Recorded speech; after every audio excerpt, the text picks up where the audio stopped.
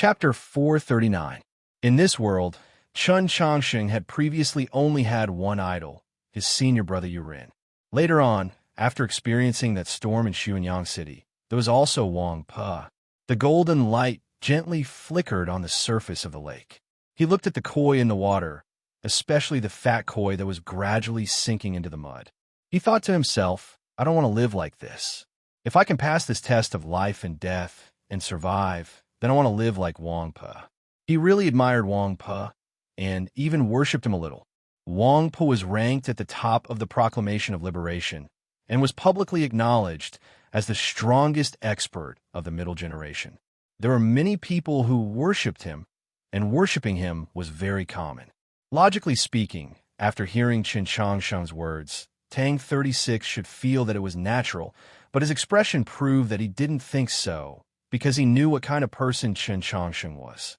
Qin Changsheng said that he wanted to live like Wang Pe, not because he wanted to be as strong as Wang Pe like other worshippers, but in other aspects. Tang 36 didn't think that was good. He looked at Qin Changsheng and said, "Don't be Wang Pe." Qin Changsheng withdrew his gaze from the lake and looked at him in confusion. Why? Tang 36 explained, because becoming Wang Pe is too bitter and too difficult, and it's also very easy to become tragic and stirring. No matter how we live, it is better to stay away from the word tragic. Qin Changsheng said, I don't really understand what you mean. Tang 36 suddenly asked, do you know why he's called Wang Pe of Tianliang? Snow-treading Sun Mei, painted armor Xiao Zhang, immovable mountain Liang Wang Sun, famous name Guan Bai, the top rankers of the Proclamation of Liberation all had their own names that spread throughout the continent. They all had their own reasons for doing so. Some of them had their own techniques, some of them had their own idiosyncrasies. Qin Changsheng had always thought that the reason why Wang Pe was called Wang Pe of Tianliang was obviously because he was born in Tianliang County. Now that he heard Tang 36 words, he finally realized that there was another reason. Tang 36 said in the past, Tianliang County had 4 great families, Zhu, Liang, Chun, and Wang. Among them, the Liang family and the Chun family became the royal family and ruled the entire human world. The Zhu family, on the other hand, produced countless powerful warriors, such as the current drunk under the moon, Zhu Luo. The reason why the Wang family could stand side by side with the other 3 families was because the Wang family was very rich. Many years ago, they could even be compared to my family. Qin Changsheng asked, then how did the Wang family decline? Tang 36 said, the problem is that the Wang family always supported the Liang family, but in the end, Lady Chun replaced the Liang family and became the emperor.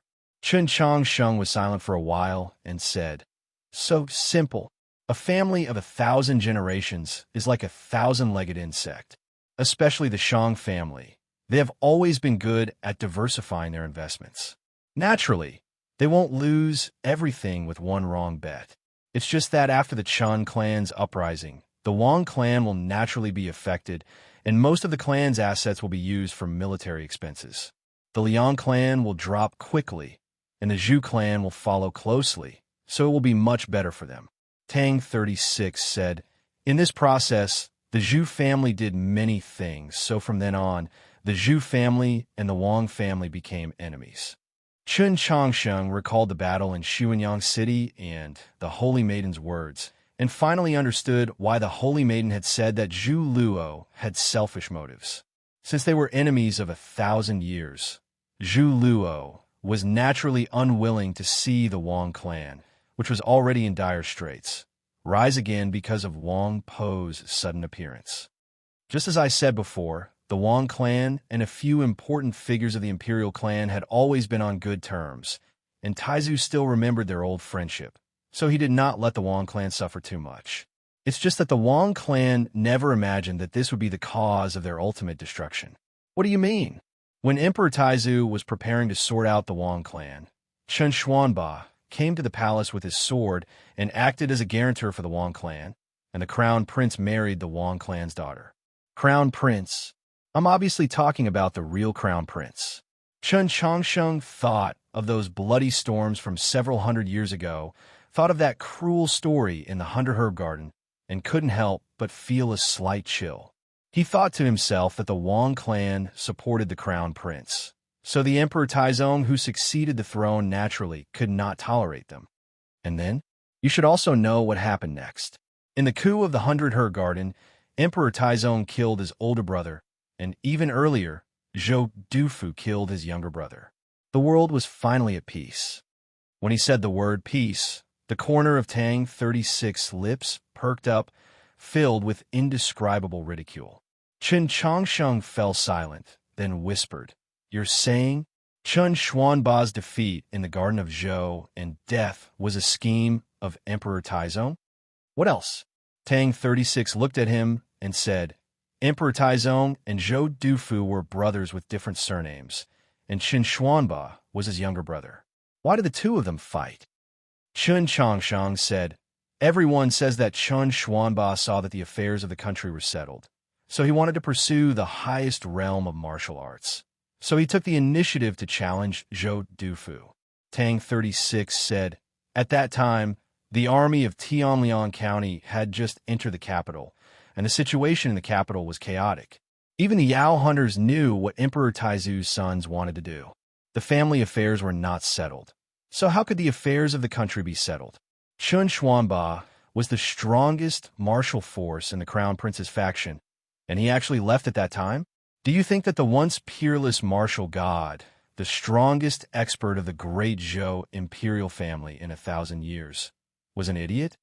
Chen Changsheng said, "Or he just didn't want to see his own flesh and blood fight, so he just left and did not see it?"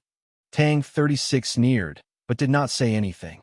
Chen Changsheng knew that his reason was not convincing at all. He couldn't help but feel a little disappointed and also a little sad. He lowered his head and looked at the sword on his waist. He felt that the sword became hot.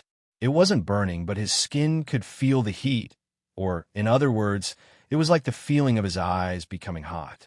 It was a feeling of sadness. This sword had a sword spirit, the sword spirit of the Dragon Cry sword. The Dragon Cry sword was Chen Xuanba's sword. From a certain perspective, he and the former young martial god were connected through this sword. The so-called sadness came from this sword. What about the Wang family? He asked. Chen Xuanba died, Emperor Taizu abdicated, and after Emperor Taizong ascended to the throne, how did he deal with the Wang family? If the emperor wanted to take care of the disobedient officials, why would he need to deal with them? Tang 36's expression was a little indifferent.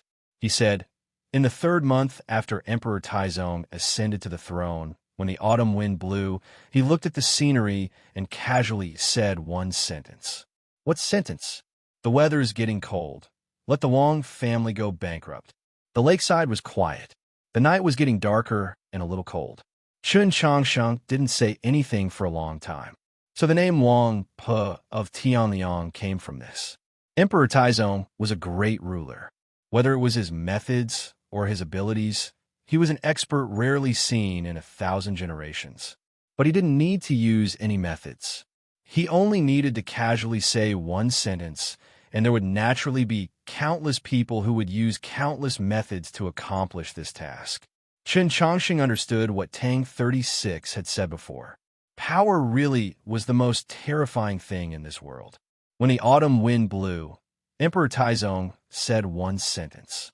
When the autumn wind blew, the Wang family was ruined. Countless heads fell, countless manors and fields were seized, and countless servants lost their homes. The Wang family of Tianliang County welcomed the most terrifying period of time. They were miserable to the extreme, and then as the years passed, they were gradually forgotten by the entire continent. It was also at this time that a youngster appeared in the Wang family. That youngster was called Wang Ping. His cultivation talent was extremely outstanding. He was even judged by Elder Tianji to be the most outstanding genius of the human world after Su Li. Perhaps it was to commemorate, or perhaps it was just to remember. After that youngster obtained the proclamation of Azure Sky, he changed his name to Wang Pe. Wang Pe of Tianliang County. Wang Pe of Tianyang. From the day he changed his name, the entire continent knew what he wanted to do. Tang 36 continued. He wanted to demand justice from the great Zhou imperial court. The night wind brushed against Chun Changxing's face. He felt refreshed, but his face was slightly hot. For one person to demand justice from the entire world, how grand was that? Could it be the important figures of the capital didn't respond at all? At the time, Wangpa had already displayed the potential to enter the divine domain. Because of the oath made by the saints, not even Zhu Luo could casually move against him. Most importantly, at the time, the divine empress was already in power. Those people in the imperial clan were suppressed to the point where they couldn't breathe, so they didn't have the time or energy to deal with him. Of course, Wangpa also faced many dangers, so he went to Wenshui. I heard Senior Suli mention this matter. He said that Wangpa worked as an accountant for your clan for many years. I've never met Wangpa, but I've heard many stories about him from Father and the others. Tang 36 continued. Wangpa has never understood why, despite the Wang clan's wealth, when faced with the calamity of its destruction, the Tang clan was able to survive all this time. Later on, when he worked as an accountant for many years, he finally understood that the reason the Tang clan was able to survive all this time was firstly because it did not take sides and did not enter the battlefield. Secondly, if one wanted to invest, the Tang clan was more willing to invest in those young people who did not stand out. Like Senior Suli? Chun Changxing asked. Tang 36 glanced at him and said, didn't you say that my grandfather gave that umbrella to you? Chun Changxing replied, it was stolen by Senior Suli. Tang 36 hated that Chun Changxing didn't want to fight and no longer spoke of this matter. He continued, after the bloody incident of the Orthodox Academy, the power of the imperial clan was miserably suppressed by the divine empress and His Holiness the Pope. Zhu Luo also became incomparably obedient, so Wangpa left our clan. Chun Changxing said, I know that he went to the south. Tang 36 said, correct. He only used 10 some years to buy half of Scholatry Manor. He's already an expert of a region. Chun Changxing was quiet for a very long time. After hearing Wang Po's story, he finally understood that Tang 36 was right. To become a person like Wang Po, to live like him, was truly very difficult. My grandfather said that Wang Po lived too bitterly. Tang 36 looked at him and very seriously said, I don't want you to live as bitterly as he did in the future. Chun Changxing asked, then just how should we live? Tang 36 said, we're young, so we should live like young people. Just like me, after I entered the capital and found out about Tianhai Er's evil deeds, I wanted to cripple him. This morning at the gate of the courtyard, I saw his idiotic appearance sitting in his wheelchair and wanted to kick him over, so I gasped. So what if I'm hot-blooded? So what? If you don't like it, then fight. From the other side of the lake came the muffled sounds of crashing. The two looked over, only to see that in the gloomy darkness, Xian Yuan Po was constantly smashing trees. Tang 36 laughed and said, look, if you have energy, you have to use it. If you have strength, you have to use it. Young people should be frivolous. What's the point of thinking so much? Chun Changxing also laughed. An important correction. In the previous chapter, I talked about the stick of the Tradition Academy. It should have been a shit stick, but I beat it into a shit stick. This is very important and must be corrected. Regarding the scene of Xian Yuan Po smashing trees, it came from my nephew who lived with me when I was young. At the time, he was 17 and full of energy. In the Riverside Park, he smashed trees whenever he saw them. Of course, he didn't destroy the trees.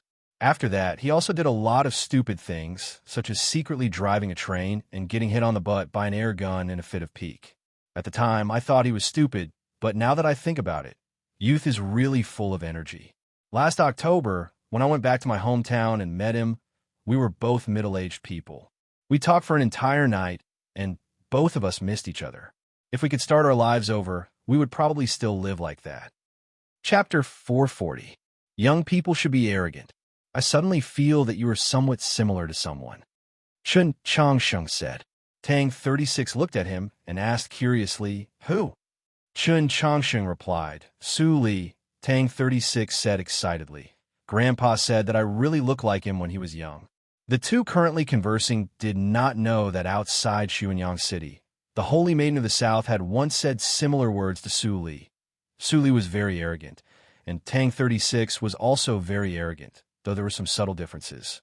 For instance, Tang 36's arrogance was clearly much fresher. As a young genius with an outstanding family background, when Tang 36 first came to the capital from Wenshui, he attracted a lot of attention and became a student that the Heavenly Academy focused on. However, he joined the Tradition Academy that had been ruined for many years in the Ivy Festival. No one could have imagined that the Orthodox Academy would obtain a new student in such a short amount of time, shocking the entire capital. But in the eyes of the citizens of the capital, what really made the Tradition Academy regain its fame was Chun Changsheng, who was engaged to Su Yurong, and Princess Luo Luo, who had an extremely high status. No matter if it was the Ivy Festival or the Great Trial, they were extremely outstanding. Compared to them, Tang 36 was a bit average. However, just when many people thought that Tang 36 would gradually become silent in the Orthodox Academy and become a normal student, just when those young cultivators who had successfully broken into ethereal opening in the Mausoleum of Books entered the Garden of Zhou to train themselves, he suddenly exploded. In the Mausoleum of Books, he continued to view the monoliths and comprehend the Tao, giving up on his life of luxury. He no longer had the appearance of someone who loved ease and hated work. He ate the unpalatable salted fish and lettuce rice that Guan Feibai made, slept with his clothes on, and cultivated when he woke. In the span of a few months, he had broken through 2 levels. The current him was already at the upper level of ethereal opening. As far as the eye could see, in the several hundred years since Su Li had appeared, besides him, Wang Pe, and other experts whose names had already shaken the continent. Who else could enter the upper level of ethereal opening at his age? If it wasn't for Qiu Shanjun, Su Yurong, and Chun Changsheng being too abnormal, what he did could really shock the entire continent. Just as the Tangol master had said, his only grandson truly was very similar to Su Li. Thus, when Tang 36, who was very similar to Su Li, saw Zhou Ziheng again on the morning of the next day outside the Orthodox Academy, it was naturally impossible for him to have a good expression. According to the Orthodoxy's rules regarding the all-school martial exhibition, the Orthodox Academy must confirm its reply by today, at the latest. Zhou Ziheng looked at him and said, "We are all cultivators, and our future enemies are all demons. In the end, many problems still depend on the sword and the spear. Do you really think that by closing the gate of the Orthodox Academy, the wind and rain outside can't get in?" There was no rain this morning. Tian Haya Air, who had been sitting in a wheelchair for the past few days, didn't appear. Maybe it was because he was kicked too hard by Tang 36 yesterday. Only Zhou Ziheng stood in front of the gate. As his name suggested, Zhou Ziheng had always been a very arrogant person. Because he was a star condensation expert, his talent in cultivation was extremely outstanding. He was an instructor of the Temple Seminary, a priest of the Hall of Subjugation, and more importantly, he was a guest official of the Tianhai clan. With these 3 identities, he couldn't find any reason not to be arrogant. Of course, he was keenly aware that by representing the Temple Seminary and challenging the Orthodox Academy, he truly had lost his status as an expert. It was clearly the strong bullying the weak and rather shameful. But it was precisely because of this that he appeared even more arrogant. It was as if only by completely trampling the Orthodox Academy beneath his feet could he not feel so guilty. Tang 36 glanced at this person and finally remembered who he was. Yesterday, Zhou Ziheng had blocked his path. He hadn't expected that today, this person would once again block his path. Yesterday, he was returning to the Orthodox Academy. Today, he was going out of 100 Flowers Lane to buy soy milk and youtiao. He didn't like eating Xianyuan Po's breakfast. No matter how good the porridge was, it was forbidden by Chun Changsheng to add sugar. There wasn't even a plate of pickled vegetables. So how could he eat it? He was already angry after waking up, and now he was blocked by someone when he wanted to eat breakfast to his liking. Tang 36 naturally wouldn't be courteous with him. "Idiot, get up," Tang 36 said to him. It was the same 4 words yesterday, and it was the same today. Zhou Ziheng was very angry yesterday, and today he was even angrier. His right hand once again gripped the hilt of the sword at his waist. Just like yesterday, a yawn resounded from the inn in the lane. The priests surrounded them, and the soldiers raised the divine crossbows in their hands. The entrance to the Orthodox Academy was a scene of chaos, but Tang 36, who had caused this chaos, didn't have any reaction. He directly walked out. To him, the soy milk and yo chow in that old store were far more important than this person called Zhou Ziheng. No academy can operate with its doors closed. Zhou Ziheng looked at his back and coldly said, "Even if Chun Chong Sheng and you have deep backgrounds, if you really want to drag this on, the only thing you can do is turn the Orthodox Academy into a joke in the capital." Tang 36 stopped and turned his head. "Just what do you want to say to me?" Zhou Ziheng's expression turned slightly cold. He thought back to what he had seen and heard last night, and knew that this youth relied on his status as the only grandson of the Tang old master to act arrogantly and fearlessly. Now, seeing Zhou Ziheng's slightly raised brows, he could guess that this youth was about to shamelessly cause trouble again. "I have nothing to say to you." He expressionlessly looked at Tang 36 and said, "I want to talk to Chun Chong Sheng. So you also know that Chun Chong Sheng is the principal of the Orthodox Academy." Tang 36 looked at him and said, "Then what is your identity and status? Is Principal Chun someone that a little fart like you can see whenever you want?" Only now did Zhou Ziheng realize that those three identities that he was so proud of, even combined together, would not give him the right to request an audience with Chun Chong Sheng. On the contrary, just based on the fact that he had called Chun Chong Sheng by his name, the Orthodox Academy could request the Hall of Subjugation to punish him. Thinking of this, his expression became rather unsightly. At this moment, the gate to the Orthodox Academy was pushed open from the inside. Xian Yuan Po's loud and clear voice, akin to the striking of a bell, rang out, "It's just buying soybean milk and yo chow. Why did it take so long? Hurry up, otherwise if Chun Chong Sheng sees it, he'll scold us again." Tang 36 was rather annoyed and said, "I used my own money to buy it. It's none of his business."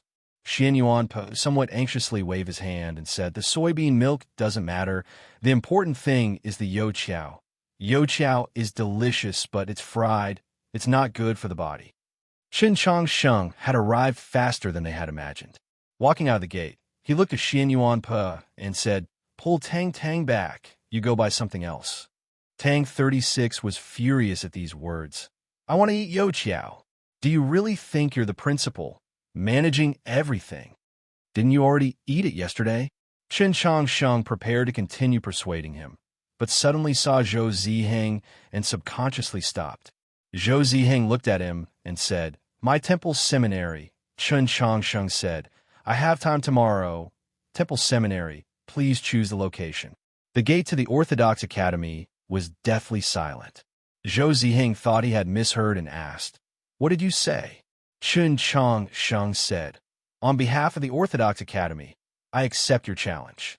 The crowd that had come to watch the spectacle for the past few days suddenly exploded. Over 10 people ran through the streets and alleys of the capital. It wouldn't be long before the entire capital knew about what had happened this morning. The Orthodox Academy had accepted the Temple Seminary's challenge. There was a gathering today, so this chapter will end here. Chapter 441.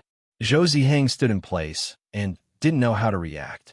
He originally thought that the Tradition Academy would be the same as the past few days and think of a way to delay and then think of a way to face his challenge. For example, the Tradition Academy might invite Princess Luo Luo to come out from the palace. In that case, he could only admit defeat or avoid the battle, but the Tianhai family had already prepared for this. If the Tradition Academy really let Princess Luo Luo come out, the Tianhai family would definitely use this opportunity to create a bigger storm. But he didn't think that Chun Chong Sheng would actually agree. After a moment, he finally came back to his senses and looked at Chun Chong Sheng with a serious expression and asked, "Who will fight for the Tradition Academy?" Chun Chong Sheng said, "Me." We said the word me. He didn't pause and obviously didn't think about it. It seemed very natural. Yes, he was the principal of the Tradition Academy. When the Tradition Academy was being challenged, he should obviously face it. Zhou Ziheng suddenly realized that compared to the Chun Chong Sheng from 2 days ago, there was something different about him, but he didn't know what exactly was different. Very good. He looked at Chun Chong Sheng and asked, "Since the time has been set, then any place is fine?" Chun Chong Sheng said, "According to the rules of the 2 archbishops of the Holy Church, since the time was set by the Tradition Academy, the place should naturally be set by the Temple Seminary." Zhou Ziheng looked at the dense crowd outside the 100-blossom lane and said expressionlessly, "Since so many people have come, then we might as well set it here." Chun Chong Sheng nodded to show that he had no objections. Looking at the soy milk and youtiao that Tang 36 bought, he shook his head and said helplessly, "Is eating and drinking really that important?" Tang 36 said, "Eating and drinking is not life and death, it's higher than life and death." The gate of the Orthodox Academy closed once more, but it was completely different from the isolation of the last few days. Everyone knew that tomorrow, this tightly shut gate would open once more. The commotion of the crowd outside the 100-blossom lane continued, so the entire capital was also in an uproar. The Temple Seminary challenged the Tradition Academy. This would be the first battle of the all-school martial exhibition. It had nothing to do with the profound meaning of the tradition's new rule for humanity to fight against the demon race. People knew very well that this meant that the Tianhai family and the new faction of the tradition had finally begun to make their voice heard to the Li Palace. It didn't take long for this news to spread throughout the entire capital. Very quickly, many workers arrived with all kinds of construction materials. Not long after, a simple pergola began to take shape. Following that, dozens of carriages arrived outside 100 Flowers Lane. Many people alighted from the carriages. There were painters, storytellers, merchants, and guest experts from the 4 great workshops. Yes, these people who had reacted faster than the Jingdo government all came from Jingdo's famous 4 workshops. The 4 great workshops did all kinds of business: restaurants, brothels, food, luxury goods, fabrics. However, the most profitable business was always the gambling house. Every year, the grand examination was often the time when the 4 great markets made the most money. How could they miss out on such a naturally perfect betting event as the all-school martial exhibition? In reality, many people suspected that the reason the Li Palace was able to ignore the objections of the Bureau of Ecclesiastic Education and pass the proposal of the 2 Sacred Hall archbishops in such a short amount of time was highly likely because the owners behind the scenes of the 4 great markets had secretly pushed for it. Of course, the area outside 100 Flowers Lane became incomparably lively, but the people of the 4 great markets did not dare disturb the peace and quiet of the Orthodox Academy. Businessmen were businessmen. What happened next was somewhat unexpected. A steward of the Heavenly Fragrance Market actually disregarded the vigilant gazes of the Li Palace priests and the Imperial Guard and leisurely walked to the gate of the Orthodox Academy. Seeing this scene, the crowd was very puzzled. They thought to themselves, just what does this steward want to do? It must be known that the Heavenly Fragrance Market was the weakest of the 4 great markets and had always been ranked at the bottom. In this year's grand examination, dark horses repeatedly appeared. In the end, Chun Chong Sheng inconceivably obtained first upon the first banner, causing the Heavenly Fragrance Market to suffer even more grievous losses. There was even a rumor that the Heavenly Fragrance Market was highly likely to change hands. Where did this steward get his confidence from? Something even more unexpected happened. The gate of the Orthodox Academy actually opened, and the steward just walked in. You're saying the Heavenly Fragrance Market is the property of your Tang family? Chun Chong Sheng looked at the incomparably humble steward in front of Tang 36 and asked in surprise, "Why have I never heard of this before?" Tang 36 replied, "It was only decided after the grand examination." Chun Chong Sheng said, "I've heard that the 4 great markets of the capital all have extremely deep backgrounds.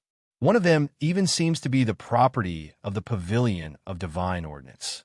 Why would the previous owner of the Heavenly Fragrance Market be willing to act?" Everyone knew that the Wenshui Tangs were the wealthiest clan in the world. The problem was the relationship between the Tang family and the Tianhai family had always been rather bad. In these past few years, the Tianhai family had always been secretly preventing the Tang family's influence from entering the capital. If the heavenly fragrance market really did belong to the Tang family, then the Tianhai family's efforts would all be for naught. Therefore, he didn't quite understand how the Tang family had managed to do it. Tang 36 looked at him and smiled, but didn't explain. Chen Changsheng felt somewhat baffled. The steward looked at Chen Changsheng, his expression also rather strange. He thought, if the Wunshui Tangs hadn't placed such a heavy bet on you in the grand examination, how could the heavenly fragrance market have lost to the point of being forced to change hands? He naturally didn't dare to say these words out loud.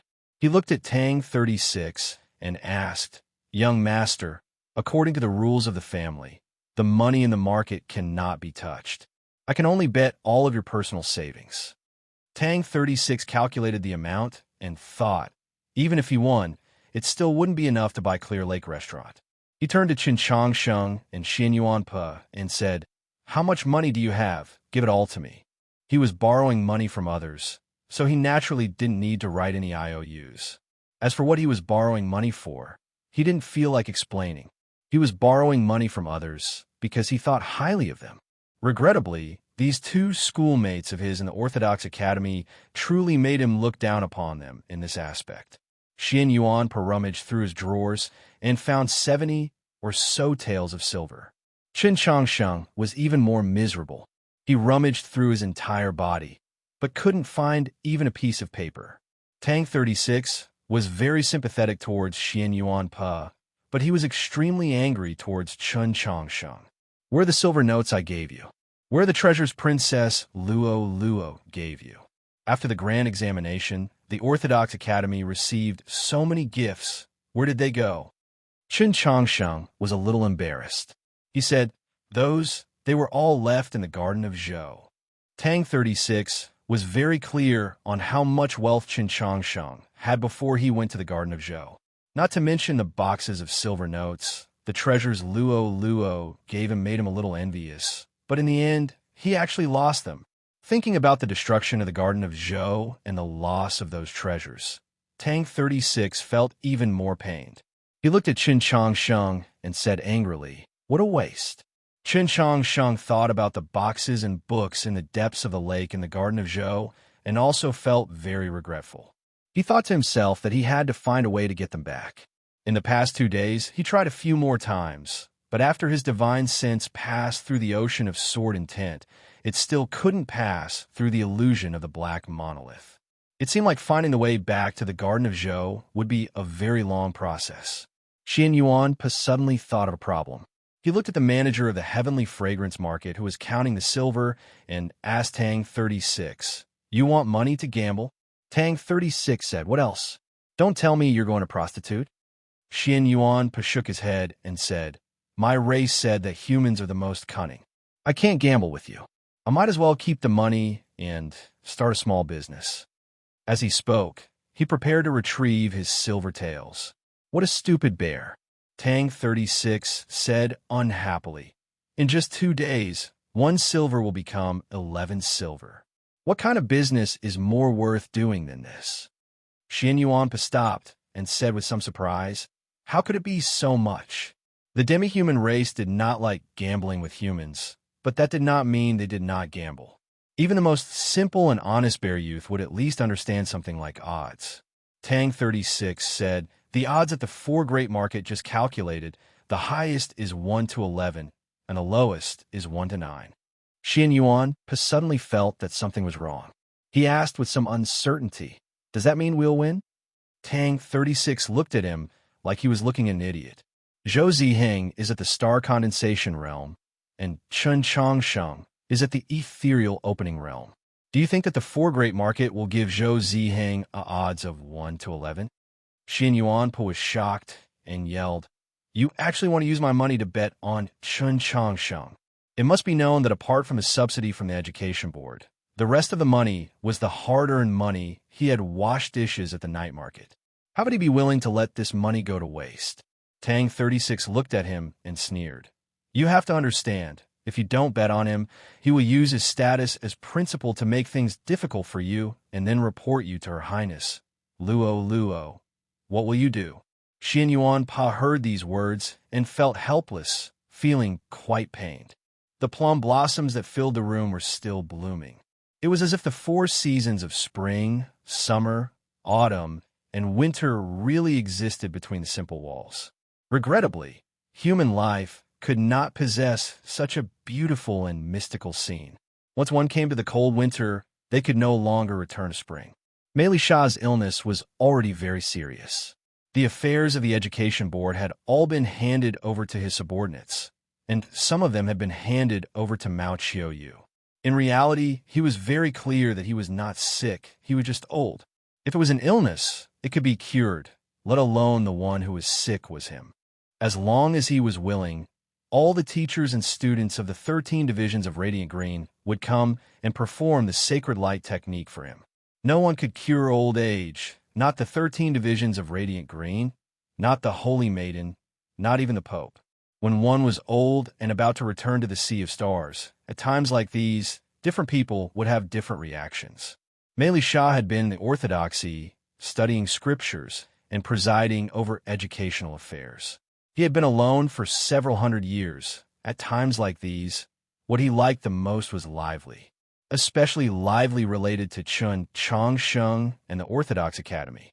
After hearing Priest Xian's account of what had happened this morning, the wrinkles on Mei Li Sha's face smoothed out. He smiled and said, "How lively." As he spoke of how lively, a smile appeared on his aged face. Even those age spots seemed to have faded a little, but Priest Xian could hear a hint of loneliness in his words. This made him feel very uneasy. The next chapter is before 12. Chapter 442. Priest Xian suddenly felt that the plum blossoms in the room were emitting a chill, even though most plum blossoms like the cold.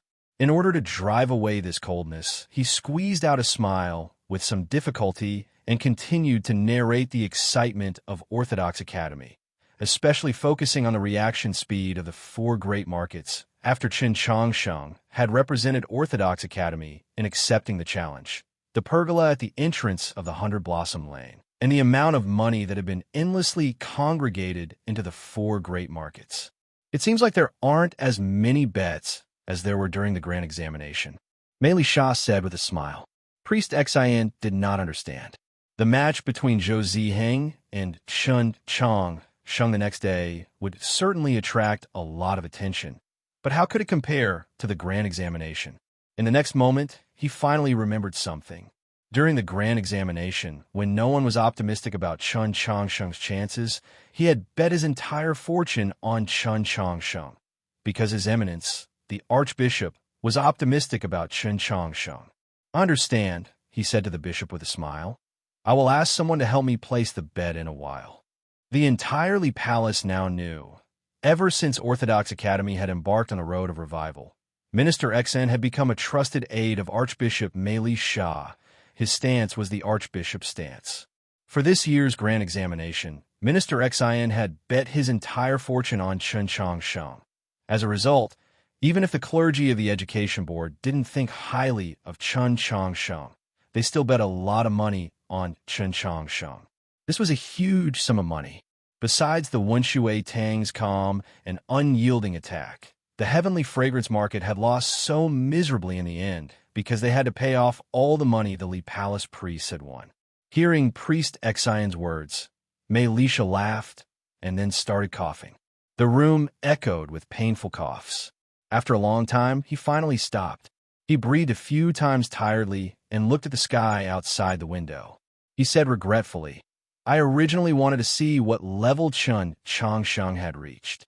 Unfortunately, I can't see it." For Chun Changsheng, tomorrow was the first time since the grand examination that he would be able to officially display his strength and level in front of the world.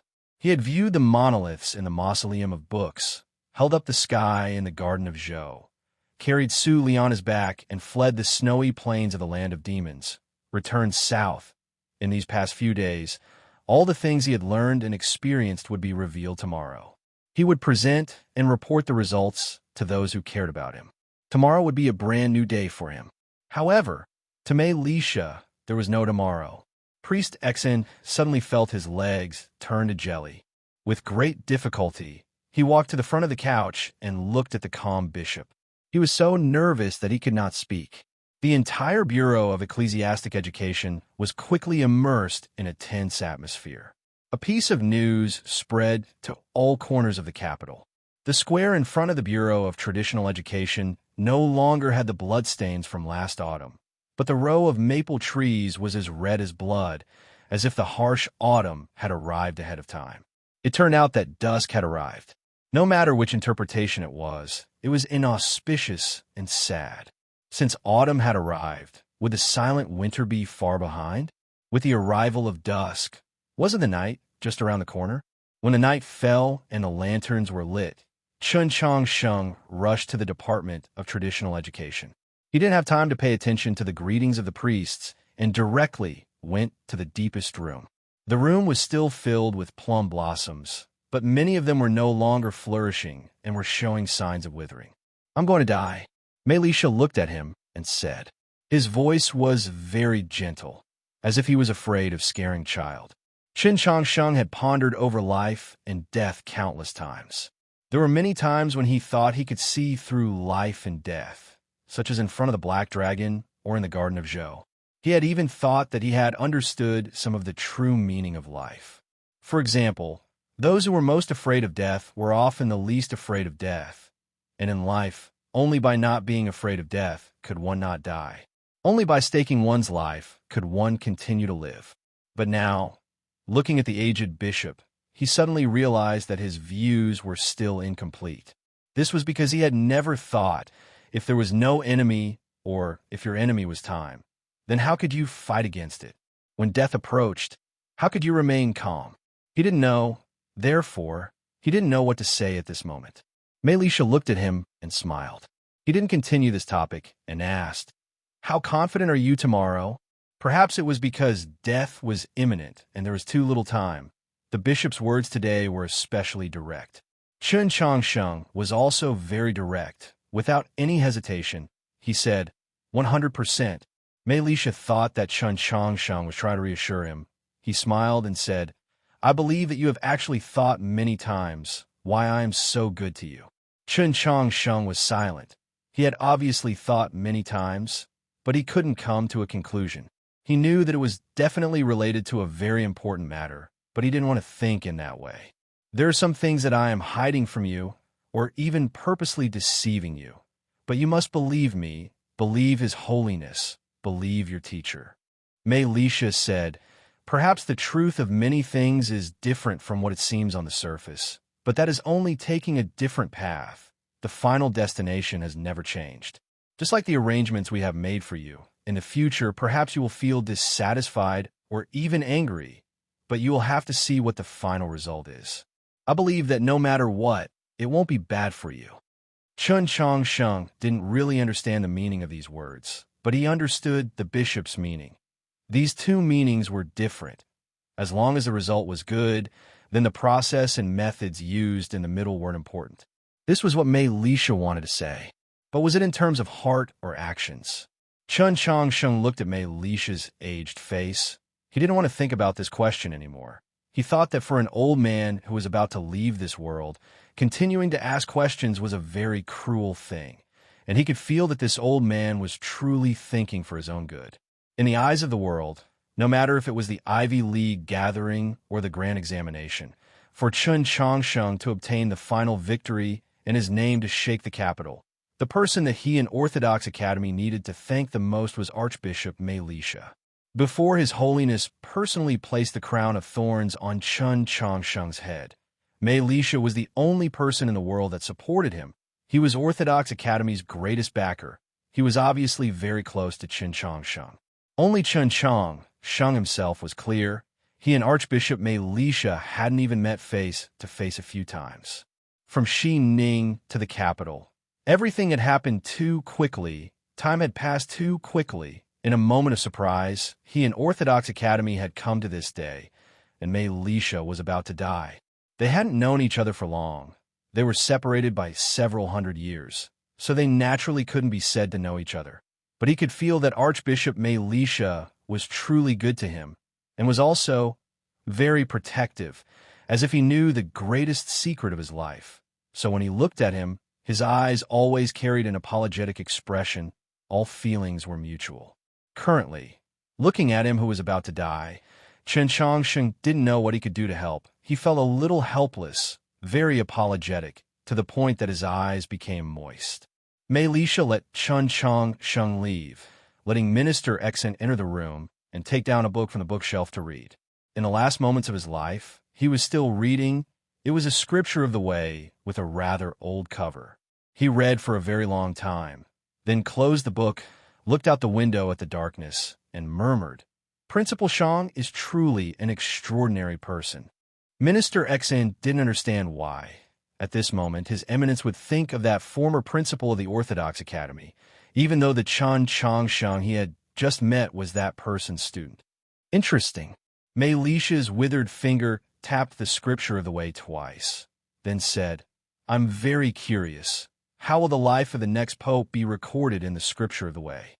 Minister Exine didn't understand, but he also didn't want His Eminence to be worrying about the important matters of the orthodoxy after his death. So he asked, "Sir, just who do you think will win tomorrow's battle?"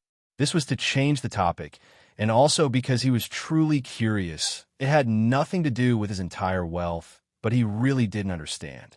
In the grand examination, Chen Changsheng's victory could be considered a miracle.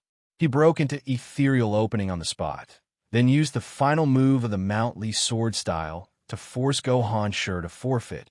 Only then did he obtain first upon the first banner. Tomorrow, his opponent was the star condensation cultivator Zhou Ziheng. He couldn't possibly break in a star condensation on the spot like in the grand examination. A miracle signified an extremely rare occurrence. If, in the short span of half a year, a miracle could occur twice, then it wouldn't be called a miracle, it would be called impossible. No matter how Minister Exine looked at it, he couldn't see that Chen Changsheng understood the possibility of defeating Zhou Ziheng. He wanted to know, did His Eminence truly believe that Chen Changsheng would win, or did he just want to increase that youth's confidence in the final moment of his life to protect and escort him for a period of time? The petals gradually withered, but the plum branch remained firm and upright. Even if it was twisted, even if the temperature in the room suddenly dropped, becoming bitterly cold, it still didn't show the slightest sign of breaking. Melisha looked at the plum blossom pot on the table, smiled, and said, "I still favor Chen Changsheng." Chen Changsheng sat in the hall. Luoluo sat by his side. She didn't say anything, only holding onto his hand. The priest stood at a distance, not bothering them. People like Zhou Ziheng might sometimes forget that this youth was already the principal of the Orthodox Academy, but the people here couldn't possibly forget, and the current atmosphere was rather oppressive. After some time had passed, Chen Changsheng raised his head and realized that the hall was abnormally quiet. Those priests had gone off to some unknown place. An old man dressed in a hemp robe quietly stood in front of the mural in the hall. It was the Pope. This mural was very large, but it only depicted a plum tree. The fragrance of plum blossoms came from the bitter cold. Whether it was the Orthodoxy, South Stream Temple, or the Mount Li Sword sect, when it came to educating the next generation, they all adopted this view.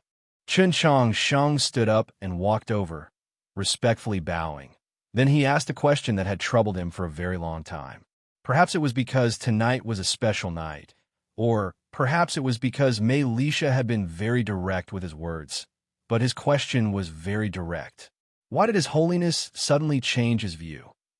The view here naturally referred to the Pope's view of the Divine Empress, of the imperial clan, and of the world.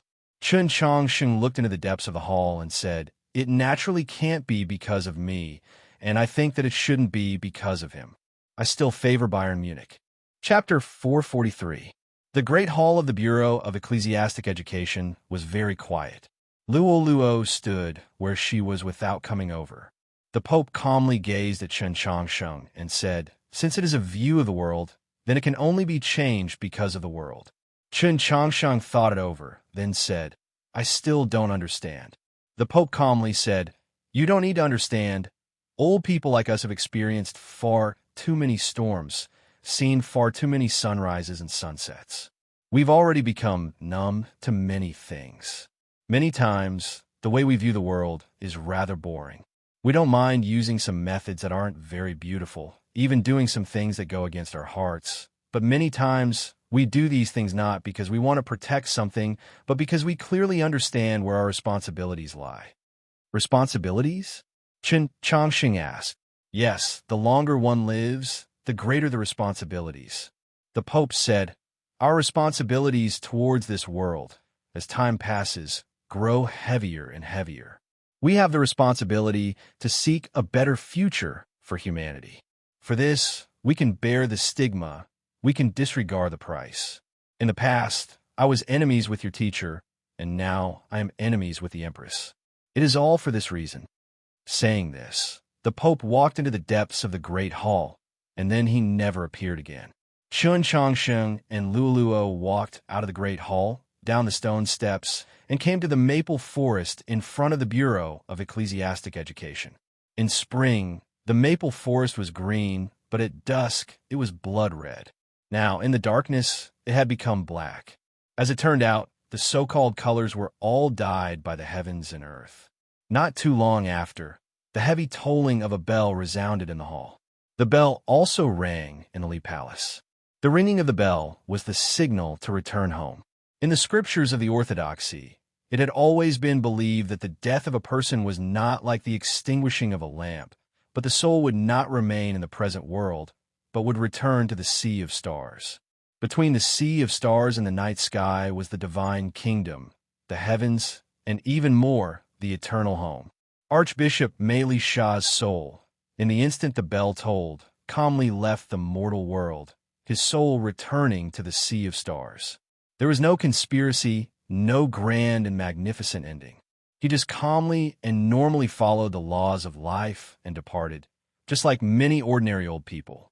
But in the end, he was no ordinary old man. He was the Orthodoxy's oldest and most senior archbishop of the Sacred Hall. He had seen 3 popes for holy maidens. He had seen Emperor Taizong. He had seen Zhou Dufu. He had seen Qin Xuanba. He had seen Wang Jitze. He had seen life and death in the Hunter Garden. He had seen blood and fire in the Orthodox Academy. He had seen countless years. He knew countless secrets, and those years and secrets would be buried along with his departure. Hearing the bell, Chun Chongsheng raised his head and looked at the night sky. He saw that the sky full of stars was either covered or separated by the leaves swaying in the wind. He did not know which star the bishop had, nor could he see it, but he knew that the star should be dimming at this time. If death was really the soul returning to the sea of stars, then why would that star dim? The bell continued to ring. A continuous stream of carriages arrived at the Bureau of Ecclesiastic Education from all over Jingdou. The important figures all personally came to express their grief. Chen Chongsheng stood in the forest and looked at these scenes without saying anything. He saw the head of the Tianhai clan. He saw Xue Xingchuan. He saw Mou. He saw Prince Qinlu, who was holding back his tears. He saw Su Shiji. He did not want to meet with these people. He held Luoluo's hand and walked through the forest. They arrived at a relatively secluded street and returned to the Orthodox Academy. This was the first time in a long time that Luoluo spent the night in the Orthodox Academy. Jin Yulu followed her and knew that tonight's situation was special, so he did not say anything. Chun Chongsheng brought her directly to the lakeside and climbed up the great banyan tree. They sat side by side and looked at the stars in the sky and in the water, talking softly. He talked about many things, the events of Xining village, the events of the Garden of Zhou, the many dangerous and cruel things that happened on the way south. He did not tell her last time, but tonight he told her everything. Luoluo quietly listened and did not say anything. Ripening is a very difficult matter because it is very difficult to grasp the degree of maturity. Once the fruit is ripe, it is very easy to rot. Chun Chongsheng said, I still firmly believe that living should not be about fighting. After saying this, he let Luoluo go to sleep.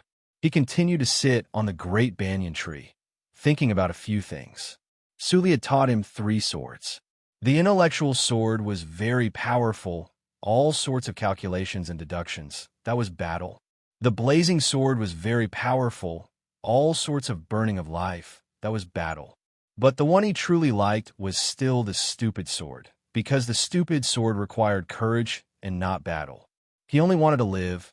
He had never thought about fighting. He did not like fighting, but to live, sometimes fighting was unavoidable, especially when you needed to bear responsibility. Up until now, he still did not know what kind of responsibility Archbishop Meili Shah wanted to bear, but he understood that attitude. He sat on the great banyan tree with his eyes closed, but he did not sleep for the entire night. At 5 in the morning, he opened his eyes, just like every other day, except that his eyes were bloodshot. He took 5 deep breaths, calmed his heart, and cleared his mind.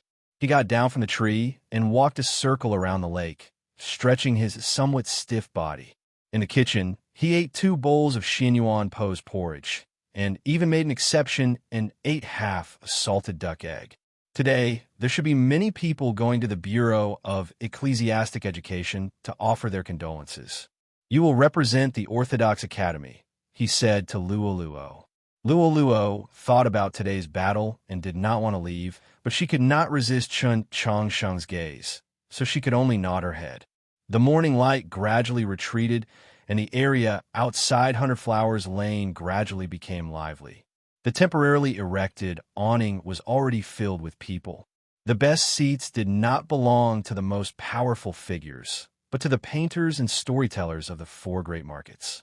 They were responsible for recording all the details of today's battle and then spreading it to the entire capital and the entire continent. Zhou Ziheng had already arrived. He stood in front of the Orthodox Academy's gate, feeling rather regretful. To use a star condensation cultivation to challenge an ethereal opening youth was rather shameful no matter how one looked at it. But his opponent was still the principal of the Orthodox Academy. As a result, he believed that today's battle was certain to greatly increase his reputation. He dared not say how much it would increase his ranking on the Proclamation of Liberation, but at the very least, more people would know of his name. As a guest official, reputation was often more important than strength. If he wanted to use this battle to make his reputation even more resounding, he needed an audience, especially a very powerful audience, not those painters and storytellers. Regretfully, Archbishop Meili Shah had died last night. Those important figures that could have appeared would all go to the Bureau of Ecclesiastic Education to offer their condolences. As a result, he felt rather regretful, even somewhat angry. You could have died any other time. So why did you have to die now? Today, only this chapter, because my mood is rather heavy. Tomorrow, there will be 3 chapters because I have nothing to do, so I want to live a bit more. Chapter 444. The clamor of people outside the Orthodox Academy was like a great cauldron with water boiling within. Around the pergola erected on the street outside Hundred Flowers Lane, there were many shopkeepers and stewards busily accepting the bets of the populace. As long as the battle had not yet begun, one could place a bet at any time. But for some reason, the payout rates for both sides had not changed at all from yesterday to today. Not everyone liked to gamble. There were even more people of the capital who had purely come to watch the excitement. After all, this was a grand occasion. After Chen Changsheng had taken over as principal of the Orthodox Academy, he had entered the Garden of Zhou. This was his first appearance after returning to the capital. Today was very important to him, and, similarly, today was also very important to the Orthodox Academy. If it could be said that last year, Chen Changsheng becoming the first student of the Orthodox Academy in many years was more of a symbolic significance, then today's battle was the first battle in which the Orthodox Academy had truly reappeared in the world. If this was a story, then the following development would inevitably be Chen Changsheng obtaining victory, and the Orthodox Academy, which had been in ruins for many years, would announce its rebirth to the entire continent. Regretfully, everyone knew that today's story would not develop in such a way, because his opponent was a star condensation expert. The first battle of the Orthodox Academy's new students was highly likely to usher in a dismal conclusion. The crowd looked at the tightly shut gate of the Orthodox Academy, looked at the expressionless Zhou Ziheng, standing in front of the gate, and felt many emotions. Everyone knew that the new rules of the all-school martial exhibition were a method by which the powerful figures of the Tianhai clan and a new faction of the Orthodoxy had joined hands to suppress the Orthodox Academy in Xinchangshan. And then they thought of the legendary wolf youth Zhuxiu, who was still imprisoned in Zhou prison. Behind this matter, they could see the unreachable figure of the Divine Empress. How could the Divine Empress give the Orthodox Academy any chance to truly mature? If there were no dissension within the Orthodoxy, perhaps the Li Palace would have responded even more strongly to this suppression, and the Orthodox Academy would not have been forced into such an awkward situation. It was a pity that even within the Orthodoxy, there were many people who were unwilling to see the Orthodox Academy truly revive. The two Sacred Hall archbishops who had proposed the new rules of the all-school martial exhibition had already declared their position to the entire continent. At the moment when the Pope had changed his mind, they still stood by the Divine Empress' side. What made people sigh with sorrow was that these two Sacred Hall archbishops had grown into the current 6 prefects of the Orthodoxy under the Pope's meticulous nurturing, becoming 2 towering trees. It was also because of the Pope that they had come into contact with the Divine Empress. Now that the Pope had changed his position, he could not change the position of everyone in the Li Palace. After all, the Li Palace and the Divine Empress have been extremely close for over 200 years. How could they separate in a single day? Archbishop Meilisha had died last night, and the Pope had lost his once strongest opponent, as well as his strongest comrade. Moreover, the Pope had to ensure fairness on the surface. No matter how many thoughts the Li Palace had, it was impossible for them to side with the Orthodox Academy in front of the gazes of tens of thousands. Thus, no matter how difficult today's battle, no matter how dismal the outcome, it still had to be fought by the Orthodox Academy itself. In the past year, under the care of the Li Palace, Chun Changsheng and the Orthodox Academy had not experienced many trials and had smoothly and healthily grown. Now, even if it was not their turn to shelter the Li Palace from the storms, they would at least begin to share the storms with the Li Palace. Of course, this was not fair. The majority of the people on the street thought this way. Through the register of the Bureau of Ecclesiastic Education, the 4 great markets had long since confirmed to the entire capital that the Orthodox Academy currently only had 5 registered students. Princess Luluo had a special status and could not represent the Orthodox Academy in this battle. Zhuxiu, who was considered by many to be the most valiant, was imprisoned in Zhou prison. Thus, when the other schools issued a challenge, the Orthodox Academy actually did not have much leeway to choose, or perhaps space to maneuver. There are no long-established experts here, only young people. The gate of the Orthodox Academy was pushed open and Qin Changsheng walked out, Xin Yuan Pe and Tang 36 following behind him. The street was in an uproar and then quickly became quiet. For the first battle of the Orthodox Academy, the one to fight was naturally Chun Changsheng because he was the principal. Today, he wore a brand new academy uniform. The stitches were fine and dense. The cuffs were neatly arranged, appearing very neat and tidy. His black hair was tightly tied up, his features were delicate, and he seemed very clean. Walking up to the academy gate, he bowed from a distance towards the inn in 100 Flowers Lane, then turned to Zhou Ziheng and nodded his head. Compared to his 16 years of age, he truly did seem a little too calm and steady, but he definitely did not have the slightest air of maturity or turbidity, giving off the feeling of a cool breeze. Just from his bearing, he truly did seem very much like a principal. Sincere praises could be heard from all around. The crowd that had come to see the excitement were unable to break through the imperial army and Li Palace clergy. They could only watch from a distance. They could not see clearly, but they increasingly felt that this young principal was very comfortable to look at. The matter of the entire capital surrounding and attacking the Orthodox Academy last spring had long since become a thing of the past. Archbishop Meilisha was already dead. The bloodstains in front of the Bureau of Ecclesiastic Education were already gone. Who would still remember those things? After the grand examination, the mausoleum of books, and the Garden of Zhou, Chun Changsheng had long since become the pride of the Great Zhou dynasty. The capital was the capital of the Great Zhou, The Orthodox Academy was in the capital, so the people of the capital naturally considered it their pride. There were sighs of praise, discussions, and regrets. The people still felt that today's battle was unfair. The entire continent knew that Chun Changsheng and Su Yurong were the fastest cultivating geniuses in history to enter the upper level of ethereal opening. But in the end, it was still the upper level of ethereal opening. His opponent, Zhou Ziheng, was a true expert at the initial level of star condensation. To be able to surpass cultivation levels and obtain victory was already extremely rare, let alone today's battle. If Chun Changsheng wanted to win, he needed to surpass the gap of a large cultivation level. Just how high of a threshold was that? Last night, I heard from the receptionist of the Thousand Secrets Pavilion that in Xuanyang City, little Principal Chun did not retreat a single step before Lord Zhu Luo. Zhou Ziheng is only at the star condensation realm. So who says that he's definitely going to win? Correct. I also heard that in Xuanyang City, little Principal Chun and that madman Xiao Zhang exchanged blows. Although he wasn't a match, he didn't suffer any major losses. Many discussions arose from the crowd. Somewhat unexpectedly, the vast majority were optimistic about Chun Changsheng, or perhaps it was not optimism, but some sort of emotional inclination.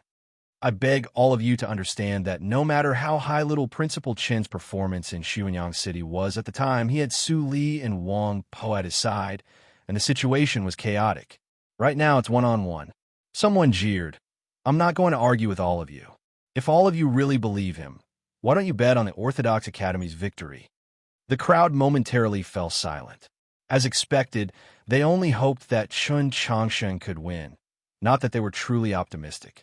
In reality, there weren't many people betting on the Orthodox Academy's victory. 1 to 11, there's really no way to bet on the Orthodox Academy. If it were some other upper-level ethereal opening cultivator challenging a star condensation cultivator, do you think those slyer-than-thieves would put out such odds? Let alone the fact that they've specially erected a pergola and arranged such a large array. In my view, the four great markets probably also believe that little Principal Chun will lose, but at least he'll be able to last for a very long time. Even if Zhou Ziheng is only at the initial level of star condensation, do you really think he'll need a very long time to defeat an opponent an entire level lower? Don't forget, when Wang Po was at the upper level of ethereal opening, how did he turn his initial level star condensation opponent into a madman? Although I also feel that little Principal Chun is very formidable, I don't believe that he can catch up to Wang Po. Don't forget, it was in that battle that Wang Po succeeded in breaking into star condensation. And don't forget, at the beginning of the year, it was also in the final match of the grand examination that little Principal Chun succeeded in ethereal opening. It's precisely because I haven't forgotten that I think it's impossible. It's only been half a year, so how could it happen twice in a row? Unless it's a miracle. The spectators engaged in spirited discussion, fiercely debating. Only the amount of money and the number of people wagered represented their true opinions. Just as the crowd had analyzed, no one, including the four great markets and many important figures of the capital, favored Chun Changsheng. Even if Chun Changsheng had already displayed his astonishing talent and battle prowess in the Garden of Zhou in Xuanyang City. That was because Chun Changsheng was not the main character in the battle in Xuanyang City, and the battles that had taken place before Xuanyang City also had no spectators. The top floor of Clear Lake Restaurant had been cleared out today. Only one person was eating, because he had always felt that what was most needed to admire the lake was not the weather, but peace and quiet. It was currently summer, so it was naturally impossible for Clear Lake Restaurant's most famous crab feast to be served. However, the table was still densely packed with several dozen dishes, each dish probably more expensive than a year's worth of living for the common people. Such an extravagant person was naturally not an ordinary person. On the plate in front of Tian Hai Chenwu was a blue lobster from the great western continent. The lobster meat was as white as jade, yet it was even more tender and cold than jade. It had been cut into the shape of a chrysanthemum by the chef of Clear Lake Restaurant with exquisite knife skills. He picked up his chopsticks, but after a moment, he shook his head and did not move. He had no appetite, because the dossiers in his hands and the descriptions of those bloody scenes were truly rather nauseating. These dossiers spoke of the battles between Chun Changsheng and Divine General Shui He, Liang Hongzhuang, and that great hero of the North, Lin Pingyuan. The first two battles have been personally narrated by Shui He and Liang Hongzhuang. In the final battle, because everyone had been killed by Chun Changsheng, the scene had been projected from the scene of the battle. After confirming something, Tian Haichenwu's mood was much better. He picked up his chopsticks again, picked up some lobster meat, and brought it to his lips. Slowly chewing, he felt a sweet taste enter his mouth. Without Su Li, how will you win? In the entire capital, no one favored Chun Changsheng. The archbishop that favored Chun Changsheng was currently peacefully sleeping in the plum blossoms.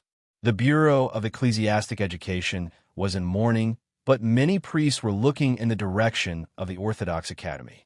Luoluo sat by the plum blossoms, representing the Orthodox Academy in fulfilling her duty. Suddenly, she heard a distant voice and walked to the window. Gazing in the direction of the Orthodox Academy, her hands slightly clenched into fists. Teacher would definitely win.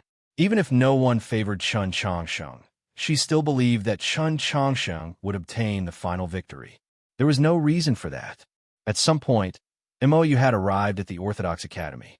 She did not go to the gate of the Orthodox Academy to watch the battle. There were already many powerful figures there, and Shui Xingchuan was in that tea house. There was no need for her to go. For some reason, she had appeared in Chun Changsheng's room. She did not sleep.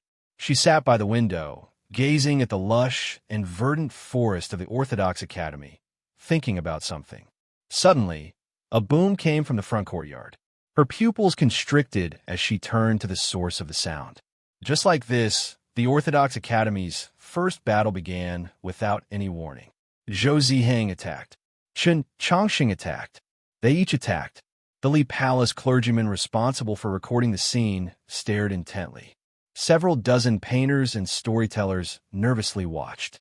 The several thousand people of the capital were absolutely silent. In various parts of the capital, there were even more people waiting to hear the latest news on this battle, to see the latest scene. The only ones that could do this were the four great markets.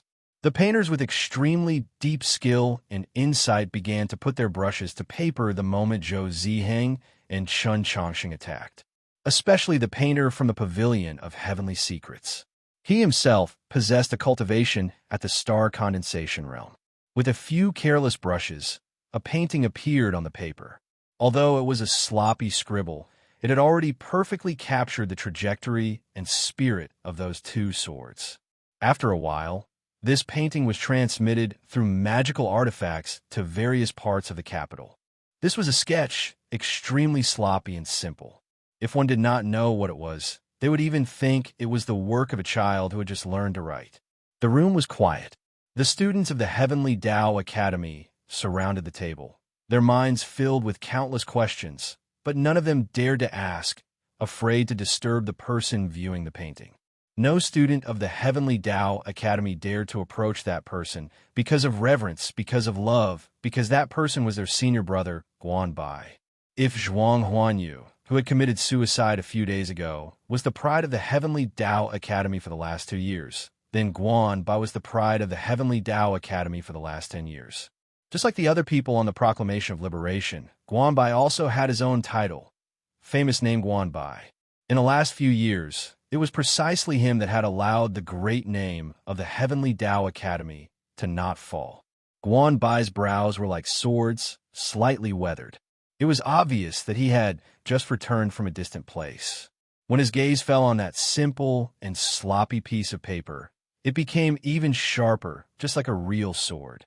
His finger lightly traced the lines on the paper in the air, giving off a hissing sound. The edge of his finger seemed to be piercing through the air with sword intent.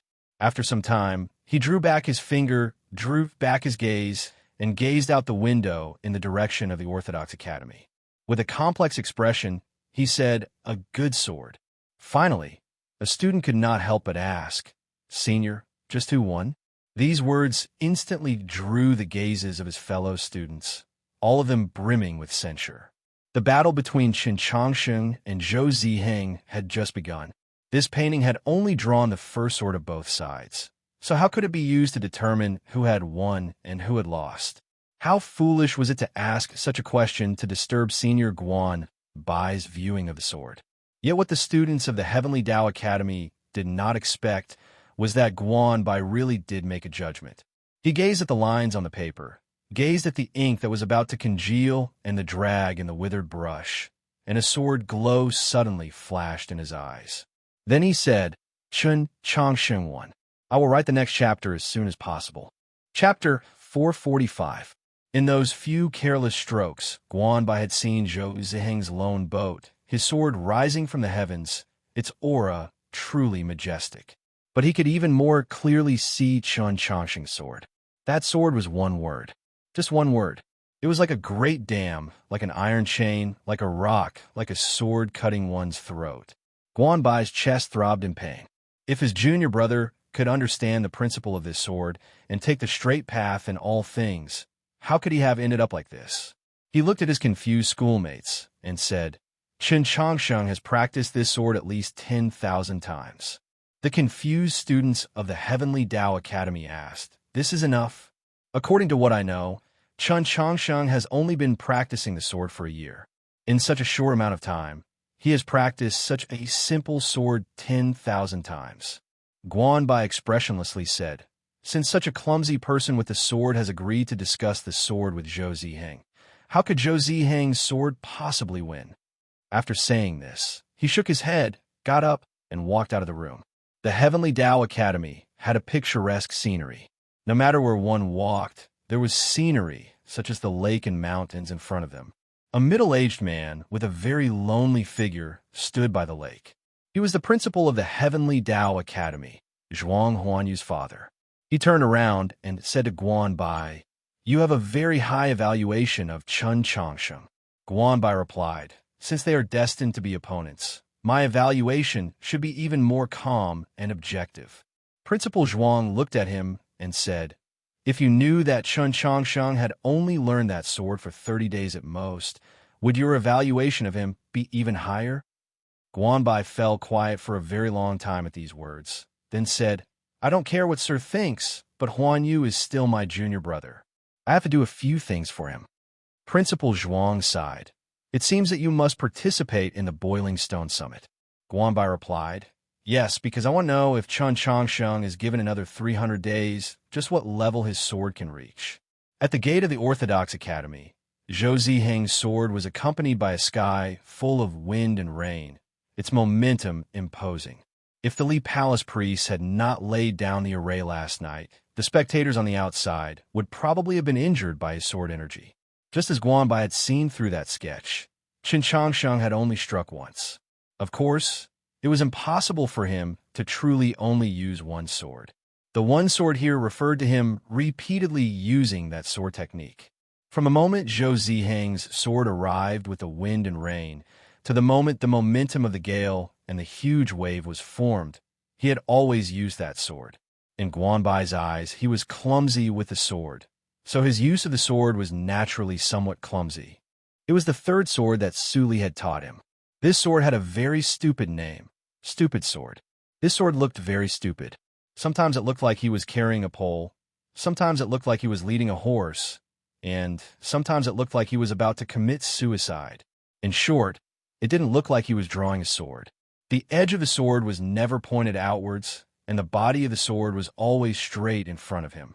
This seemingly simple sword was actually not simple at all, because not even Su Li had managed to learn it. In reality, Chun Changsheng was the first person to learn the stupid sword. To learn this sword, nothing was needed. Talent, comprehension, nothing was needed. All one needed was constant practice, clumsily repeating it, and a firm belief that one could do it. Zhou Ziheng's sword was truly very powerful. The sword energy was like the waves of the sea, constantly lashing out, but no matter what, it could not pass this sword. The sword in Qin Changsheng's hand became an iron chain pulled taut by a massive boat, a stubborn poplar tree. Zhou Ziheng's sword was like a lonely boat, but it was blocked. Zhou Ziheng's sword was like the wind and rain, but it was still blocked. No matter how exquisite Zhou Zihang's sword techniques were, they were still unable to break through Chen Chongqing's defense. The edge of the sword stabbed against Chen Chongqing's sword countless times, sending out countless sparks. The two swords clashed, emitting a limitless brilliance. The vast majority of spectators were blinded by the light as they thought in shock. Zhou Zihang is truly worthy of being a star condensation expert. His sword was like the wind, and in an instant, Chen Chongqing was forced to retreat step by step. Ordinary people could not understand the situation on the battlefield, but there were naturally people who could. In the instant that Chen Chongqing attacked, cries of surprise suddenly rose up from the pergola. When the painter from the Pavilion of Divination was drawing his second painting, the tip of his brush actually began to tremble. In that tea house in Hundred Flowers Lane, Xuexing Chuan sat by the window, gazing at the blazing sword glows. He silently thought of his younger brother's letter and thought to himself, this child's sword style has actually improved again. The sword glows were so blinding that they were like countless bolts of lightning. In between them were countless peals of thunder. In the next moment, the rumbling sounds of the swords clashing suddenly stopped. Zhou Zihang sheathed his sword. Looking at Chen Chongqing, who had already retreated to the courtyard gate, he felt an indescribable shock. He had never imagined that Chen Chongqing would actually be able to block so many of his sword strikes. It must be known that his Stormwind's solitary boat sword emphasized momentum and was incomparably tyrannical. Not to mention that he was at the star condensation realm, while Chen Chongqing was only at the ethereal opening realm. Even if Chen Chongqing's sword style was incomparably exquisite with his cultivation, how could he be able to block so many of his sword strikes without being injured? Not even the hand holding the sword had trembled. In the next moment, the shock in his eyes was replaced by viciousness. His somewhat damaged confidence became firm once more. Because Chen Chongqing had retreated, he did not let Zhou Zihang's Stormwind solitary boat sword fall on his body, but he also could not stand still. In the end, he was only at the ethereal opening realm. Even if he had bathed in dragon blood and possessed a body and strength comparable to the star condensation realm, there was still a disparity that could not be made up for. Especially since his meridians were severed, the amount of true essence he could output, let alone compare to Zhou Zihang, was far from enough to compare to cultivators of the same level. Zhou Zihang recalled the details of the previous battle. Every time the two swords clashed, the vibrations sent back by the swords confirmed this fact. In the tea house, Xuexing Chuan and the other important figures under the pergola also clearly saw this fact. Chen Chongqing's sword style truly was exquisite, and his strength was even more unimaginable. But he did not have enough true essence. He did not have enough true essence to support a battle of this level. These people were not weaker than Guanbai, and there were even people like Xuexing Chuan who far surpassed Guanbai, but they were still not people of the sword. They could not understand Chen Chongqing's self-confidence from his sword style. Zhou Zihang was a person of the sword, but he was also a player, so he also did not understand. He believed that he had seen through Chen Chongqing's weakness, so his confidence was reborn. He looked at Chen Chongqing, a mocking smile appearing on his lips as he prepared to say a few words. Chen Chongqing did not give him a chance. His sword stabbed forward. At this moment, the gate of the Orthodox Academy was very quiet. It was like the time before dawn, or like the time before the storm. At these times, there would often be the cry of a bird or the low flight of a swallow, and then the dawn would come and a torrential downpour. This was a sort of rhythm. Chen Chongqing's sword had very simply broken this rhythm. Whether it was Zhou Zihang or the spectators, they all felt extremely uncomfortable because their rhythm had been broken. The dawn had come too quickly, and the torrential downpour had suddenly descended. Too sudden. The sounds of tables and chairs toppling could be heard from under the pergola. In the tea house, Xuexing Chuan suddenly stood up, his face filled with disbelief. In battle, breaking the rhythm of one's opponent was a very common occurrence. The problem was that very few people could do it as naturally as Chen Chongqing. The true reason for their shock lay in this, because it was highly likely that this meant that the rhythm of this battle had always been in Chun Chongqing's grasp. The gap between the star condensation realm and ethereal opening realm was extremely large. In this sort of battle, the latter could struggle bitterly, engage in a bloody battle, could explode with talent, could even be like Wang Po in the past, miraculously breaking through in the midst of battle. But for Chun Chongsheng, the weaker side, to be able to control the rhythm of the entire battle from start to finish, to completely face his opponent with the attitude of an expert, just what sort of self-confidence was this? Just why was he so confident? A few people in the pergola understood, so they threw away the teacups in their hands in absolute shock and kicked over the tables and chairs in front of them. In the tea house, Xue Xingchuan also understood, so he suddenly stood up, so shocked that he couldn't speak. Chun Chongqing's self-confidence lay in his sword.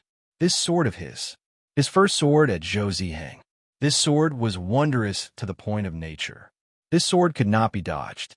This sword had already cut off all paths of retreat for Zhou Ziheng. In the instant that Chun Chongsheng attacked, if Zhou Ziheng had retreated as quickly as possible, he might have had a sliver of a chance, but he did not. Because he was at the star condensation realm, and Chun Chongsheng was only at the ethereal opening realm. He had represented the Temple Seminary in challenging the Orthodox Academy. Everyone felt that he was bullying the weak and looked down on him. In these circumstances, if he had been forced back by Chun Chongsheng's sword, he would have lost even more face. Of course, he knew that Chun Chongsheng's sword was assuredly very strong.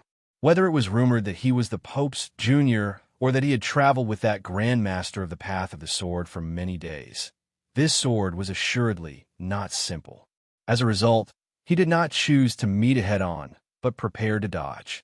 Yet he shockingly discovered that Chun Chongsheng's sword gave him a feeling that it could not be dodged.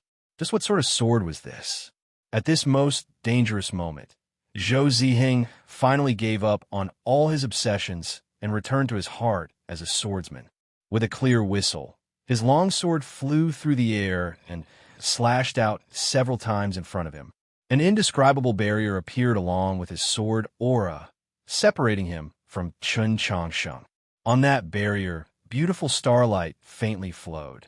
This starlight came from his sword, but its source was an even higher place, the sky.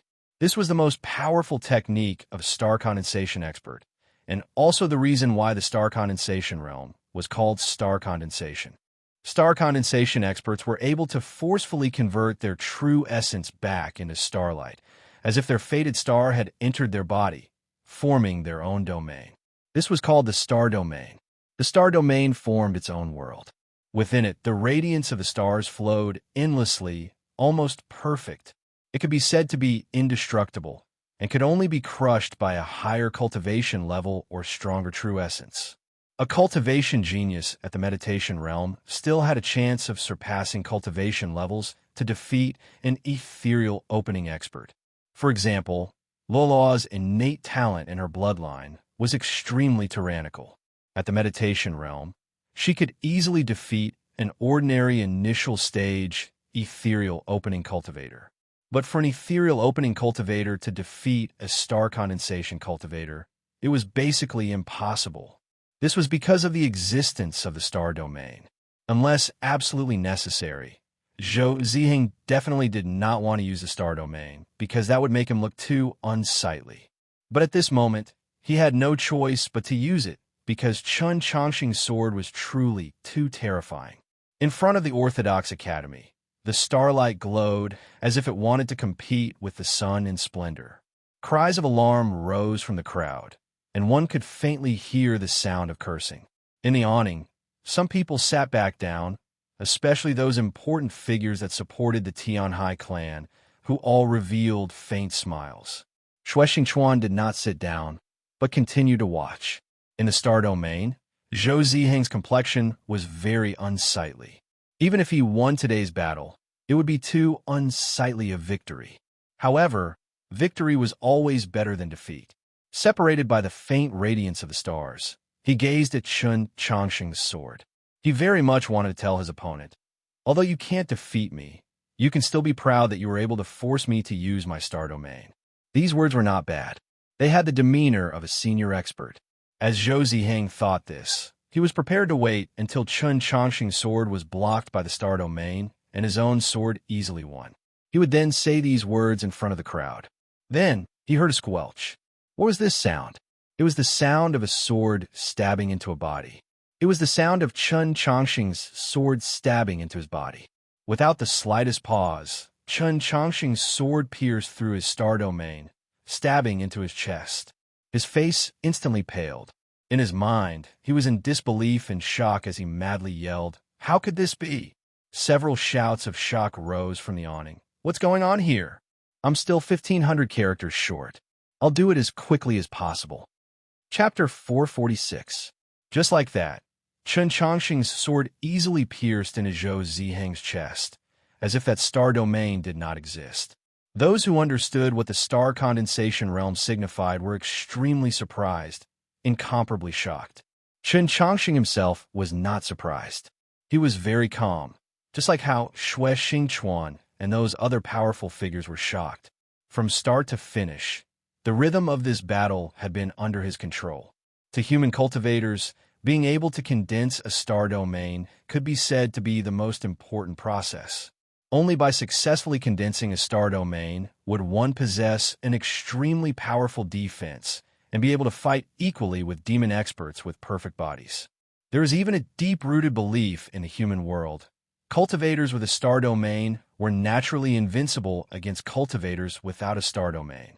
Thus, when Zhou Ziheng condensed his star domain, everyone believed that Chun Chongqing would definitely lose.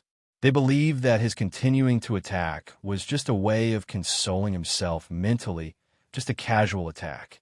Zhou Ziheng also thought this way. But Chun Chongqing had never thought this way, because he had learned the sword on his own. There had never been any rules. He had never believed, or perhaps didn't know, that a sword of a relatively low level could not break through a star domain. Later on, when he learned the sword from Su Li, he became even less disciplined. It was to the extent that the first sword Su Li taught him was how to break through the star domain of a star condensation expert. This was naturally the first sword he had learned from Su Li in the wilderness, the intellectual sword. On that morning a few days ago, Tian Haiyer had come to the gate of the Orthodox Academy to let loose a torrent of abuse. Zhou Ziheng had stood by his wheelchair in silence, and it had been like this for the next few days. Chun Chongqing did nothing. Everyone believed that he was enduring, waiting for the Li Palace to appear. Later on, they also believed that he was waiting for Tang 36 to come out of the mausoleum of books. Yes, he truly was waiting, but he was also preparing, especially after he learned that those two Sacred Hall archbishops were targeting the Orthodox Academy and had once more brought up the matter of the all-school martial exhibition. For this sword, he had prepared for a very long time. Through Priest Exan, he had grasped a great deal of information on Zhou Ziheng. When the Orthodox Academy's gate was filled with obscenities, he was reading in the library, reading the history of the Hall of Subjugation, the story of the Temple Seminary, and that sword style called the solitary boat storm rain sword. He knew of Zhou Ziheng's life experiences, knew that he was cold, greedy, selfish, and loved fame. He found 7 battle records of Zhou Ziheng and knew that his left shoulder had been seriously injured once. He also knew that this person liked to eat crabs from Clear Lake Restaurant. Countless things related to Zhou Ziheng appeared in Chun Chongqing's mind. It could even be said that in certain aspects, he understood Zhou Ziheng better than Zhou Ziheng. This information was summarized in his mind, and then he began to sort it out, categorize it, and then began to calculate and deduce. He wanted to find the weakness of Zhou Ziheng's sword technique and the weakness of Zhou Ziheng's star domain. Even the real star domains in the night sky were leaving space from time to time as they moved, let alone the human star domains. Back in the wilderness, when he was facing Xue He or Liang Hongzhuang, when his sword was about to reach his body, he had been able to find the weakness of his opponent's star domain.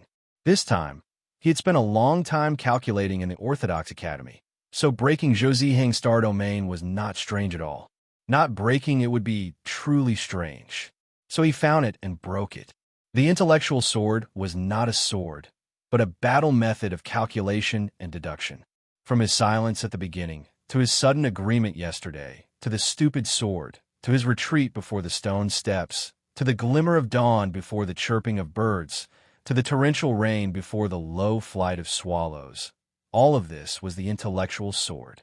The sword technique he had truly used was the most ordinary technique of the true sword of the orthodoxy, called troubling rain. Zhou Ziheng's star domain had a beautiful appearance, but it was actually not solid. This was the weakness that Chun Changsheng had calculated. As for its specific location, it was right in front of his feet. Troubling rain's sword struck out. The sword fell like rain, stabbing at the blue robes below Zhou Ziheng's knees, but it did not pierce into his chest. With a squelch, blood spurted out. Zhou Ziheng's face was pale, his eyes filled with fear and disbelief. With a howl, he transformed into a storm and retreated into the depths of Hundred Flowers Lane. Chun Changsheng's sword had not completely pierced into his chest. He believed that this was because his opponent did not have enough true essence. Although he was heavily injured, he still had the strength to fight. As long as he could escape from Chun Changsheng's sword, he would have a chance to counterattack. A fierce gale rose. Zhou Ziheng, facing the danger of death, exploded with an unimaginable amount of energy. He forcefully broke through the array laid down by the Li Palace priests and retreated to the street. It had to be known that this place was more than 100 zhang away from the gate of the Orthodox Academy. Yet he still could not escape from Chun Changsheng and the sword in his hand. Zhou Ziheng suddenly realized that he had forgotten something. Before this trial of the sword, the Tianhai clan had prepared a great deal of information on Chun Changsheng. Although he had only glanced over it out of self-confidence, he still remembered that this youth had, for some reason, learned the Yeshur step of the demons. Although it was not the true and perfect Yeshur step, it could already raise his opponent's speed to a terrifying level. Normally, Zhou Ziheng would still have countless methods to deal with this, but right now, in his panic, he only cared about retreating, so he had no time to think about these things. Zhou Ziheng was like a boat in the ocean, constantly bobbing up and down, retreating. Chun Changsheng was like the seawater in the ocean, always following him, not taking a single step away. With panicked shouts, the crowd scattered and then retreated to the two ends of the street. When the wind was calm, Chun Changsheng and Zhou Ziheng stood in the center of the street. Several important figures under the awning exuded their qi, preventing the qi of this battle from clashing and harming the common people. But there was no need. Chun Changsheng's sword had already pierced through Zhou Ziheng's chest. Blood flowed along the sword, incessantly dripping down. In the tea house, Xue Xingchuan, who saw this sight, was once more speechless. Zhou Ziheng's judgment was not wrong. The amount of true essence Chun Changsheng could use was too little, so his sword energy was not vigorous. Xue Xingchuan naturally understood this point. So even though he had already confirmed that Chun Changsheng's sword style truly did come from that person, he did not believe that his sword would have much power after breaking through Zhou Ziheng's star domain. Chun Changsheng's sword once more overthrew the so-called common sense. It was clearly not strong, but it had so easily pierced through Zhou Ziheng's body. Why? It's not that fierce sword style from Xuanyang City that burns one's life and true essence. At the other end of the street, in a gloomy carriage, an official was quickly jotting something down on a piece of paper. Through the window, he watched the scene. After thinking for a while, he wrote another sentence on the paper. Perhaps there's something strange about that sword. There was a soft and subtle sound. Chun Changsheng sheathed his sword. Zhou Ziheng clutched his chest and sat down on the street. There were already people from the 13 divisions of Radiant Green waiting on the side. They hurried forward to treat his wound. Zhou Ziheng was in great pain and also very perplexed. He looked at Chun Changsheng and asked, What sword is this?" The street was quiet. The surrounding crowd, the people under the awning, and Xue Xingchuan in the tea house were all waiting for Chun Changsheng's answer. Chun Changsheng glanced at the sword in his hand. Blood flowed down the blade, leaving not a single drop behind. The blade once more became bright, untainted by a speck of dust. This dagger had been given to him by Senior Yurin. It now contained the sword soul of Chun Xuanba's Dragon Cry sword. But in the end, he was not Chun Xuanba. In the end, he had to possess his own sword intent. From the Garden of Zhou to the snowy plains, from Xuanyang City to the capital, his sword intent had finally reached great success. Then this sword should also have its own name. Chun Chang Sheng thought it over, then said, "Let's call it Stainless." It's been a long time since the third watch. I'm really not used to it. I'm tired. Fortunately, it's done. Everyone, I'll see you tomorrow. Chapter 447. In that carriage at the end of the street, the official was still recording, writing on a piece of paper. According to the information and analysis of Xuanyang City, Suli should have taught Chun Changsheng 3 sword styles. One of them can help him burst forth with true essence for a short period of time, possessing immense power. It was originally believed that he would use this technique, but unexpectedly, Zhou Ziheng's level was too low and was unable to force out this technique. There was another official in the carriage, also from the department for purging officials. On the side, he added, "It might be because Chun Changsheng's dagger was too sharp." The official holding the brush fell silent for a few moments, then said somewhat uncertainly, "But that dagger clearly has no ripples of qi. Just being sharp is enough?" The official also could not be sure. Besides those legendary divine weapons, what other sword could so easily pierce through the body of a star condensation expert? At this moment, the street was very quiet. Everyone's gazes rested on the dagger in Chun Changsheng's hand. This dagger seemed very ordinary, but everyone knew that this dagger was definitely not as ordinary as it seemed. The right hand of the painter from the pavilion of heavenly secrets that held the brush faintly trembled. For a very long time, he did not finish his third sketch. He was already shocked to the extreme. It must be known that the pavilion of heavenly secrets was in charge of evaluating the tier of legendary weapons, so his eyes were naturally not ordinary. With just a glance, he could tell that Chun Changsheng's dagger was extraordinary. Yes, this dagger had no ripples of qi, only sharpness. But any object, when developed to the extreme, would be extremely terrifying. If a dagger was sharp to an unimaginable degree, what need would there be for other external objects? It wouldn't even need the support of divine qi. What shocked him even more was that Chun Changsheng's dagger was clearly not an old object. Stainless. The painter from the pavilion of heavenly secrets thought in shock. Could it be that this year's tier of legendary weapons is finally going to have a new name appear? The result of the battle in front of the Orthodox Academy very quickly spread to every corner of the capital. Tianhai Chenwu sat on the top floor of Clear Lake Restaurant, gazing at the scenery of the lake and mountains outside the restaurant. He suddenly felt rather annoyed, but what sort of powerful figure was he? In just a few moments, he gathered his thoughts and calmly thought, so he already has the strength to surpass cultivation levels and kill. Then I'll just continue. My Tianhai clan is the master of the 4 Cs, with countless experts submitting to us. I really want to see just how long the Orthodox Academy can rely on this young principal to last.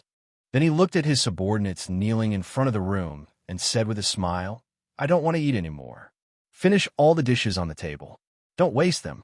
That subordinate raised his head in shock and looked at the dozens of dishes on the table, as well as the incomparably huge plate of blue lobster. He thought in horror, how could he finish all of this? Tianhai Chenwu's smile faded as he stood up and walked out of Clear Lake Restaurant. As he passed by that subordinate, he expressionlessly said, "If you can't finish it, your entire family can forget about living." The Heavenly Tao Academy's lake was also tranquil, but there were no restaurants by the lake. There were only cliffs and willow trees.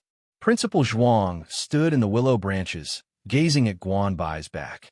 He was prepared to say something, but in the end, he said nothing, only sighing. Suddenly, several students of the Heavenly Tao Academy rushed over. Guanbai stopped and turned his head to look. "Chun Changsheng has won." The Heavenly Tao Academy students shouted to Principal Zhuang from a distance. At the same time, they turned to Senior Guanbai, their faces brimming with respect. Previously, Guanbai had only glanced at the sketch and determined that Chun Changsheng would win. This sort of insight and experience was truly extraordinary. But to their surprise, upon hearing the news of Chun Changxing's victory, Guan Bai's eyebrows rose up like swords. He was clearly rather surprised, because he had not expected Chun Changxing to win so quickly. He was very disdainful of Zhou Ziheng's sword style and regarded Chun Changxing with extreme importance.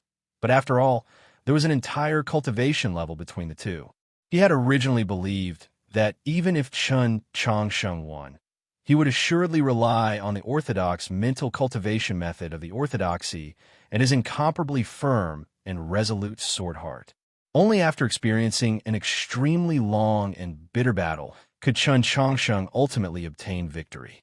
Yet, from the time he had seen the sketch of the first sword until now, he had only exchanged a few words with Principal Zhuang by the lake. In such a short amount of time, Chun Changxing had already won? What sword style did he use?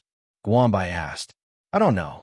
The Heavenly Tao Academy students shook their heads, then hurriedly handed over the second sketch that had just been sent over to Guanbai. Guanbai took the sketch and saw that the paper was covered in countless lines, so disorderly that it was difficult to describe them. From the drawing, both sides should have used many swords. Not even that teacher from the Pavilion of Heavenly Secrets could draw them clearly. It's just that the time doesn't seem right no matter how you calculate it, a Heavenly Tao Academy student said in confusion. Guanbai gazed at the several hundred very thin and faint lines on the paper. Creasing his brow, he said, They're not sword slashes, they're star domains. The Heavenly Tao Academy students were even more shocked, thinking, Zhou Ziheng has moved his star domain so quickly? Just how strong was Chun Changxing? What shocked them even more was that Zhou Ziheng had moved his star domain, but Chun Changxing had actually won. How had he done it? There was also a handwriting on the sketch. It seemed rough, but was actually faint, seemed withered and full, and the strength had penetrated through the back of the paper. Guanbai gazed at this handwriting. Suddenly, a sword glow flashed through his eyes. Several willow branches by his side were thrown into disorder by the wind, then severed into 10-odd pieces that fell into the lake. He still only used one sword, he said. This sword, he did not continue, shaking his head. Previously, when he saw Chun Changxing's first sword, he had praised it as a good sword. Now, when he saw Chun Changxing's second sword, he realized that he didn't know how to evaluate it. Although his sword is fast, he still won't be able to catch up to you in 10 years. At some point, Principal he had arrived at his side. Looking at him, he asked, Why are you in such a rush? The demons might invade the south at any time. I will go to Snowhold Pass, and 10 years from now, perhaps I will already be dead, so before I leave the capital, I want to bring this matter to a conclusion. Guanbai calmly continued.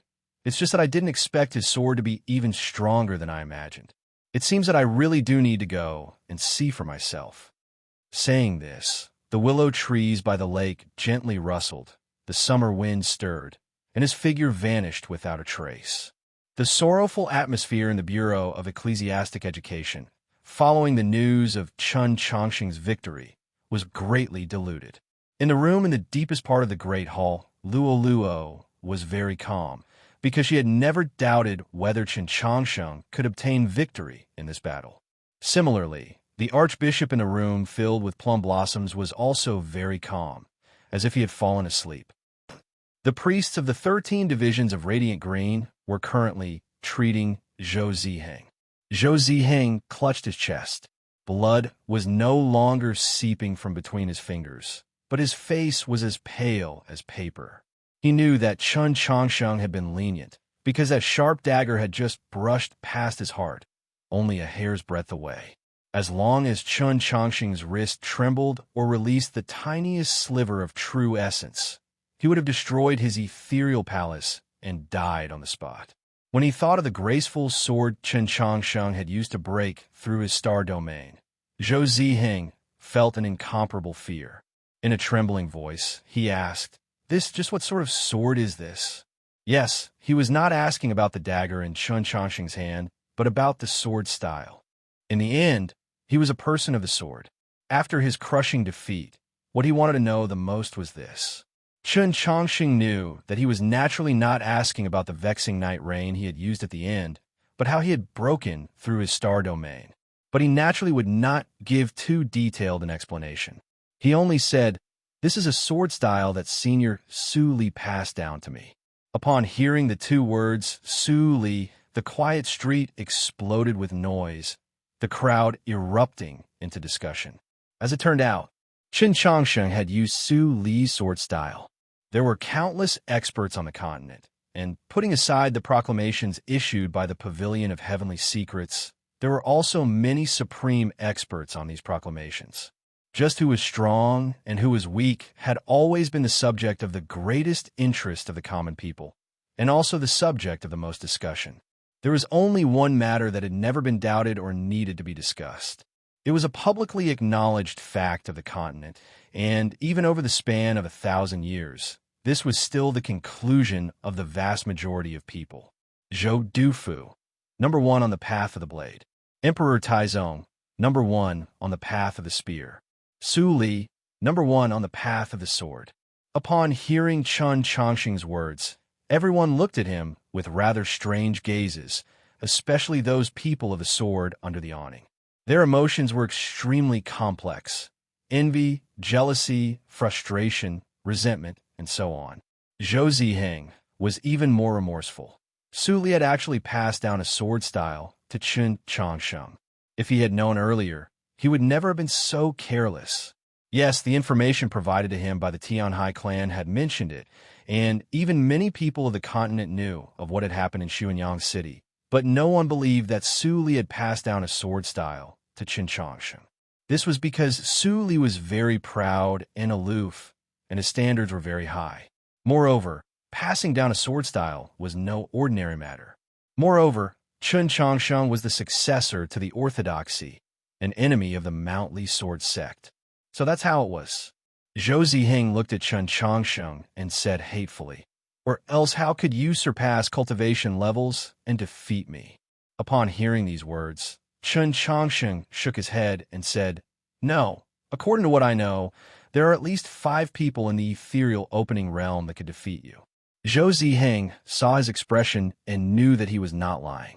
His sense of defeat deepened, and his expression became vacant, as if he had been struck dumb. Qin Chongsheng paid no more attention to him, turning around and walking towards the gate of the Orthodox Academy.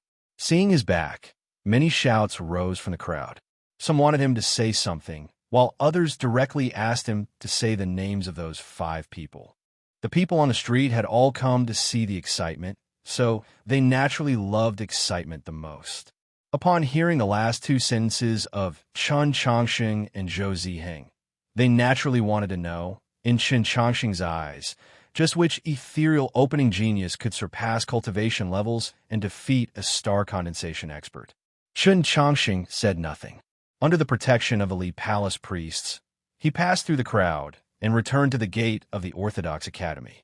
A carriage had already been prepared in front of the gate, with Xian Yuan driving. The carriage passed through Hunter Blossom Lane, passed through the crowd, and arrived on the street. The people looked at the carriage, feeling very curious. Orthodox Academy had just won their first battle, and now they were leaving? Where were they going? The carriage of the Orthodox Academy arrived on the street. Passing by the pergola, it suddenly stopped. The curtain of the carriage window was lifted, revealing Tang 36's face, immediately attracting the cheers of many young girls. Tang 36 looked at the young girls and smiled, then looked at the people under the pergola and said, "Yesterday, I spent 6 hours to build this broken pergola. It was too much of a waste of time. Building a pergola to watch the show, but this show only lasted for a short while, even less time than the pergola." This was very funny. Tang 36 didn't like these people that came to watch the show, so he specifically had Xian Yuan stop the carriage and laugh at them. Many of the important figures under the pergola didn't have good expressions, but the stewards of the 4 great markets didn't have any change in expression. Tang 36 let down the curtain, looked at the short sword at Qin Chongsheng's waist, and said, "Stainless, this name isn't bad." Back then, at the Plum Garden Inn, he had wanted to see this sword, but was refused by Qin Chongsheng, so he had always been unhappy. Today, he finally understood some of the reasons. Chen Changsheng wasn't sure of his naming ability, so he asked, "Is it really not bad?" Tang 36 said, "The sword is like the person, it is indeed not bad." Chen Changsheng smiled faintly and prepared to say a joke, such as the person is like the sword.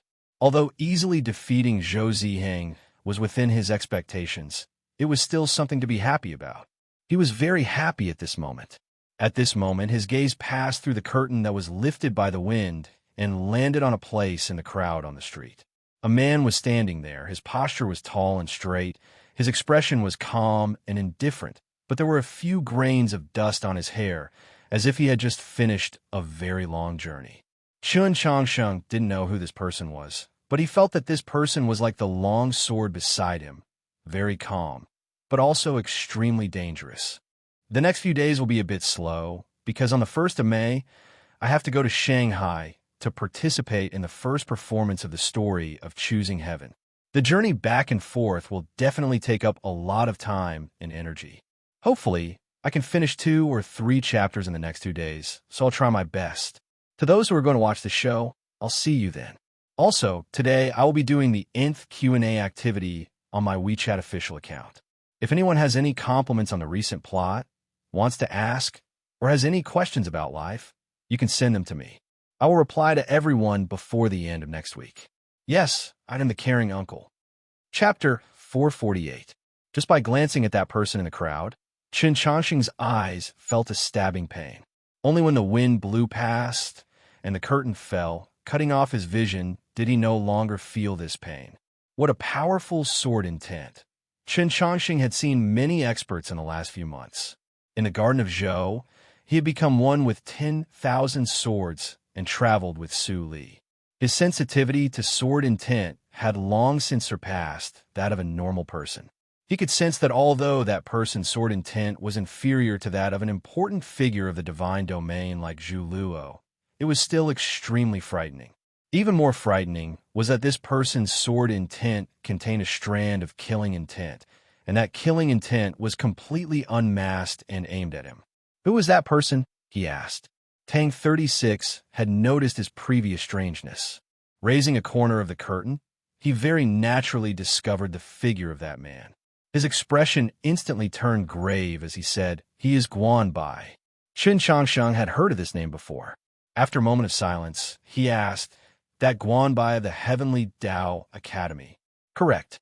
Tang 36 let down the curtain and turned his head to say, after finishing his studies in the Heavenly Tao Academy, he was always traveling. I didn't expect him to suddenly return to the capital. You should be well aware why he returned. Chen Changsheng asked. He had a very good relationship with Zhuang Huanyu. Tang 36 replied. Zhuang Huanyu was not willing to accept his father's care. After entering the capital, Principal Zhuang entrusted Guanbai with the care of him for a year. The two could be said to be brothers. Chen Changsheng was silent. Right now, everyone believed that Zhuang Huanyu had been forced to his death by him. If Guanbai really did regard Zhuang Huanyu as a brother, then it was only natural that he would come to take revenge. He probably won't use the name of the Ivy All-School Martial Exhibition to challenge you. Tang 36 looked at his expression and said, after all, he's an expert of the proclamation of liberation. He won't be as shameless as Zhou Ziheng. Chen Changsheng asked, then what method do you think he will use? Tang 36 replied, if my calculations are correct, he will give you 1 year. Chen Changsheng did not understand the meaning of these words. Tang 36 explained, next year will be the Boiling Stone Summit. At that time, if he kills you on the spot, His Holiness won't be able to do anything. Even if he has to give an explanation afterwards, he will at most return his life to the Li Palace. Chen Changsheng didn't know what to say. The sword spirit he felt before already told him that Tang 36's guess was very likely true. Tang 36 sympathized with him. Anyone who was sworn by a ranker of the proclamation of liberation to die under his sword at the cost of his own life would have a hard time, and this could last for a year. He couldn't imagine how he would get through this year if something like this happened to him. But he didn't know that Chen Changsheng was already very experienced in withstanding this kind of pressure and facing this kind of shadow. Therefore, It only took a moment for his expression to return to normal. Tang, 36, saw the change in his expression and was a bit surprised.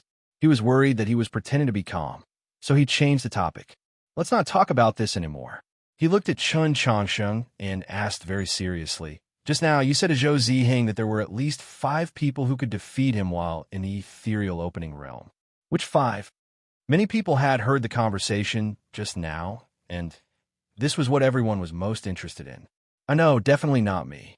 Meeting Chun Changsheng's gaze, Tang 36 said very indifferently, so you don't need to care about my feelings.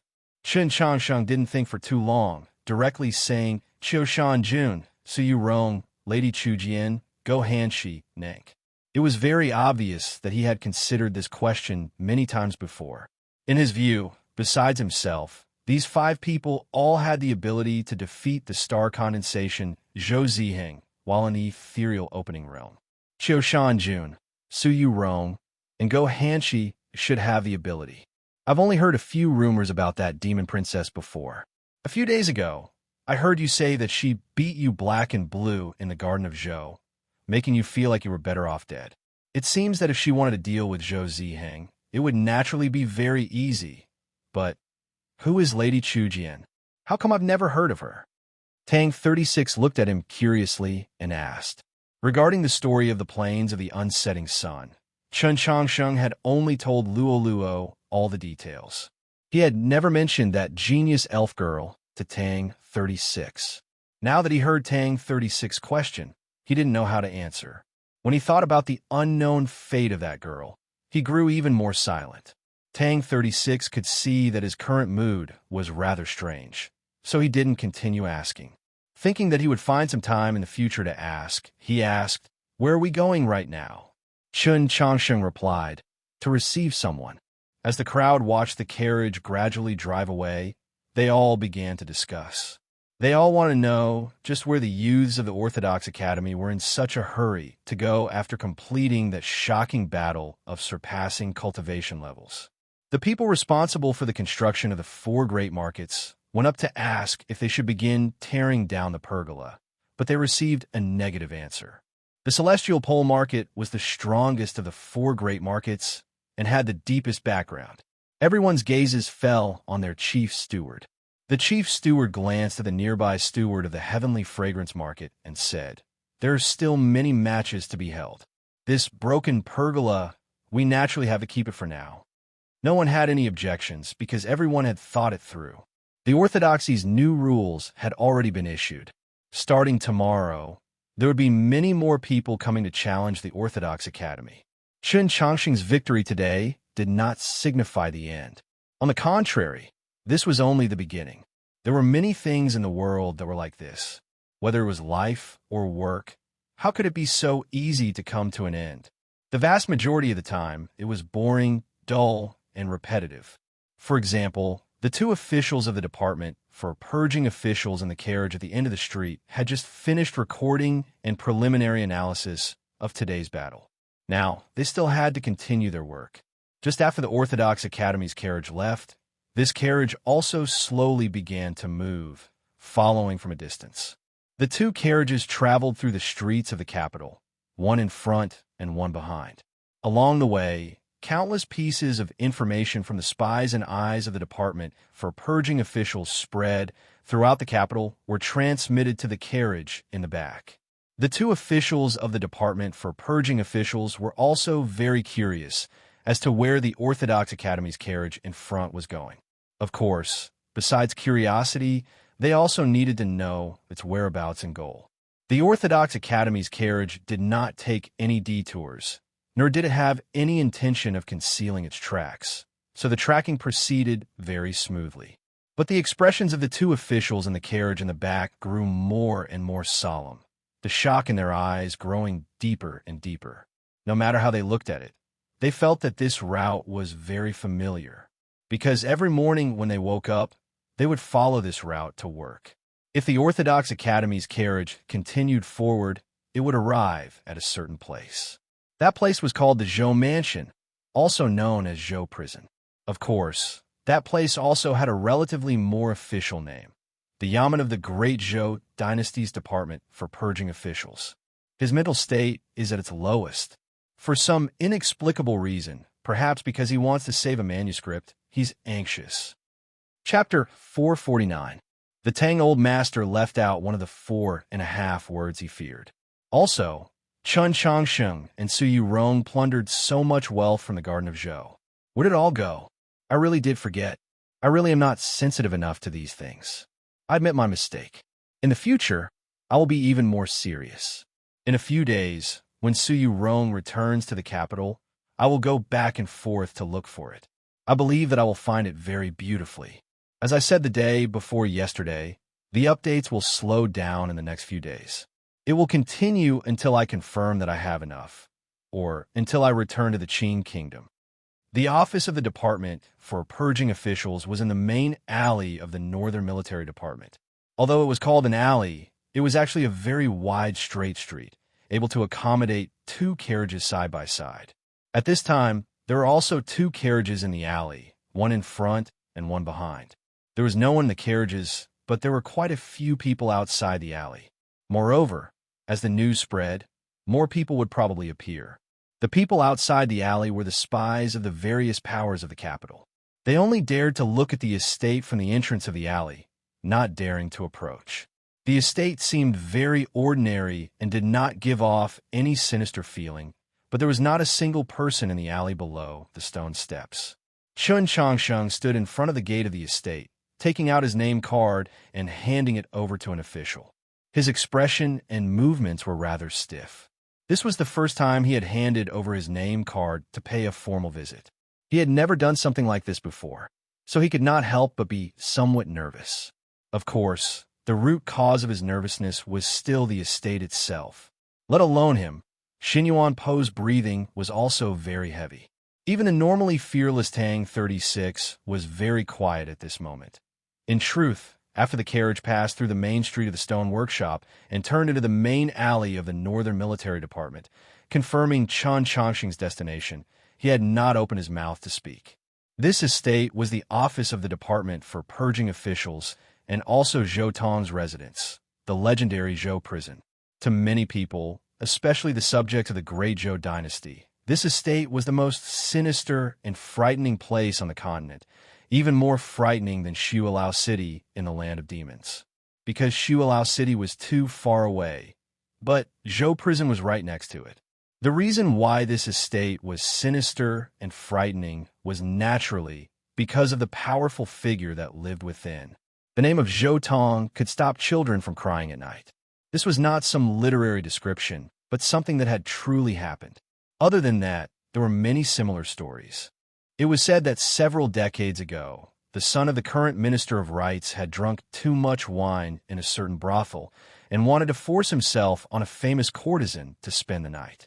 Just as he was about to succeed, he suddenly heard someone shouting outside the door that Zhou Tong had arrived.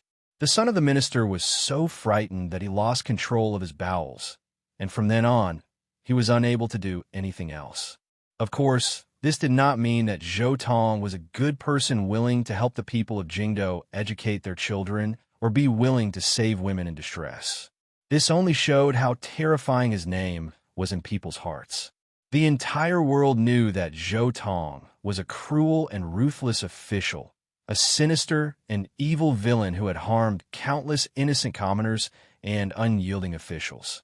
It could be said that Su Li had killed far too many people with his sword, making him a target that many people wanted to kill. Then, everyone in the world wanted to kill Zhou Tong. Even the officials in the same camp as him sometimes wished for him to quickly die. There were even times when some people felt that the heavens had allowed a person like Zhou Tong to appear as a punishment for the human world. According to the normal development of a story, a person like Zhou Tong would at most have a momentary momentum. He should have long since been executed by a heroic emperor, or perhaps transformed into a wisp of smoke by an otherworldly expert. But he did not. This was because he was an extremely high-ranking minister of the Great Zhou dynasty, protected by countless soldiers and experts. Moreover, he himself was a star condensation expert. Crucially, he was the Divine Empress's most trusted dog. There were countless people in the world who opposed the Tianhai divine empress's rule. About 70% of them did so because she was a woman, and the remaining 30% basically did so because of the evil deeds Zhou Tong had done. This was because no one was a fool. Even the most foolish common people, after so many years, should be able to see that Zhou Tong's tyrannical and evil was actually a manifestation of the divine empress's will. The divine empress had already ruled the continent for more than 200 years. Her methods of ruling could be considered perfect, but there were still countless people who opposed her. She was keenly aware that as sovereign, she could not blindly conciliate. Thus, she needed a vicious dog, a swift blade, to tear and chop at those people who secretly opposed her. On a deeper level, she needed a person to carry out her evil will. This person was Zhou Tong.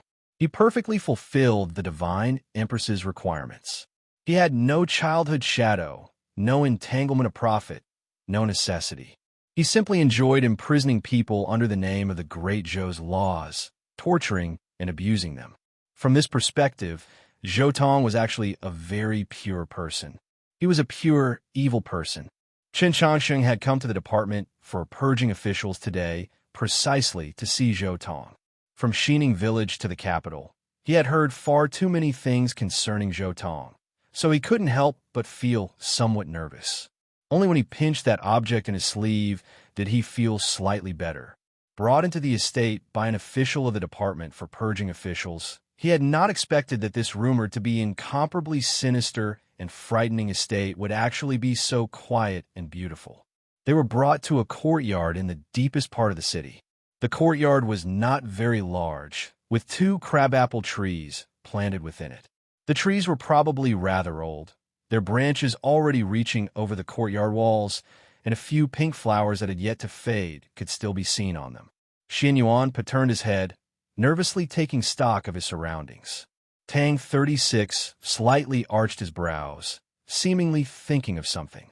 Chen Changsheng, on the other hand, was recalling the buildings and environment he had seen on the road, attempting to calculate where Zheshio was imprisoned. He was currently at the peak of ethereal opening. In an ordinary sect, he could already be considered an expert. Although he still could not sense the world, he already had some intuition in this aspect, especially after learning the intellectual sword from Su Li. But this seemingly ordinary estate clearly had an array that far surpassed his current cultivation level. Let alone finding where Zheshio was imprisoned. The more he thought about it, the more he realized that he had even somewhat forgotten the path he had taken to enter. Just at this moment, a voice rang out. Surpassing cultivation levels at ethereal opening to defeat star condensation. This is the first time in 10 years that something like this has happened. This will assuredly shock the entire continent. Right now, you are in high spirits, your sword intent at its peak, and you drove straight into the main alley of the Northern Military Department. From a military point of view, this is very good. Isn't charging through a pass on a single horse a type of marching an army? But I've never heard that you were skilled in this. Now that I think about it, it was probably Su Li who taught you this on the road. The voice was very calm, very ordinary, but for some reason, upon hearing this person's voice, Chen Changsheng and the other 2 felt like they had seen a sea of blood. In this sea of blood, countless women and children were weeping in despair, gradually sinking into oblivion. Chen Changsheng knew that this was an illusion, so he was not nervous, even though he did not understand why this person had created this scene for him to see. With a slight movement of his spiritual sense, like a cool breeze, he awoke and gazed at the middle-aged man that had suddenly appeared in the small courtyard. The middle-aged man was naturally Zhou Tong. His face was pale, as if he had not seen the sun for many years. His expression was calm, like that of a village teacher. His lips were extremely thin, making him seem especially callous. He wore an official's robe, but there was no trace of an official's prestige, only a thick stench of blood. Chapter 450. The small courtyard was deathly still. Chen Changsheng had seen Zhou Tong before, and not just once. But this was his first time truly seeing Zhou Tong. He saw the real Zhou Tong. He saw Zhou Tong's pale face, his lips as thin as knives, and his crimson official's robe as red as blood. He sensed an unimaginably terrifying qi, and the stench of blood grew thicker and thicker, as if it was real. His gaze finally fell on Zhou Tong's hands. Those hands were very slender, and their fingernails were very clean. There was not a speck of dirt, much less blood. But he knew that these hands had killed countless members of the Chun imperial clan and officials loyal to the imperial clan, and had even dug out the eyes and hearts of countless people. Chun Changsheng felt his heart beat faster and faster, and then he suddenly had a thought. Zhou Tong's hands were very suitable for wielding swords. So he replied, "Senior Su Li even taught me the sword on the road." The sword was used to kill. Words were like swords, breaking through the opponent's power. Qin Changsheng did not understand these things, but he very naturally responded. On the tens of thousands of li journey back south, the things Su Li had taught him had always remained in his body, constantly displaying their effects. Tang 36 and Xianyuan woke up, their faces vigilant. Zhou Tong silently smiled. The remnant blossoms on the crabapple tree began to fall, a few of them landing on Chun Changsheng's shoulder. The sinister pressure in the small courtyard instantly vanished without a trace, and the thick stench of blood disappeared, leaving behind only the faint fragrance of flowers. No one said anything. After a while, Zhou Tong looked at Chun Changsheng and said, "Not greeting this official as being rude." Silence. Just as Chun Changsheng was thinking about how to respond, the silent Tang 36 suddenly spoke. "What is your identity? What is your status?" As he asked this question, he stared into Zhou Tong's eyes like he was staring at a dangerous viper. Zhou Tong slightly narrowed his eyes. He had not expected that this young master of the Tang clan would actually have the courage to question him, and be so rude. Not waiting for his reply, Tang 36 continued. "Qin Changsheng is the principal of the Orthodox Academy. In terms of status, he is only below His Holiness the Pope in the Orthodoxy, and His Excellency is only a chief official of the Department for Purging Officials, a trifling second rank. Even if the Divine Empress bestowed kindness upon His Excellency and bestowed the title of Duke of the third rank, how could His Excellency be mentioned on the same level as my principal? If there's a need to greet, it should be my lord first." Zhou Tong looked at Tang 36 and said with a faint smile, "Even your father does not dare to speak to me like this." Tang 36 said, "That's why Grandpa said that my father is not as good as me."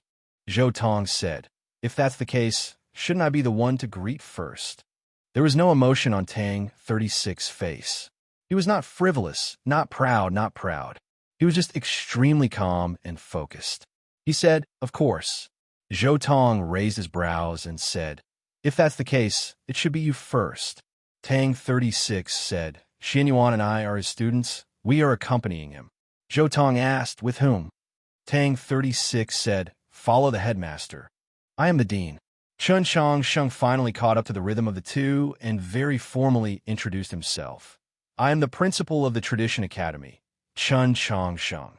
Zhou Tong was silent for a very long time, and then he lightly tidied his official robe. The red official robe was particularly eye-catching among the fragrant crabapple flowers.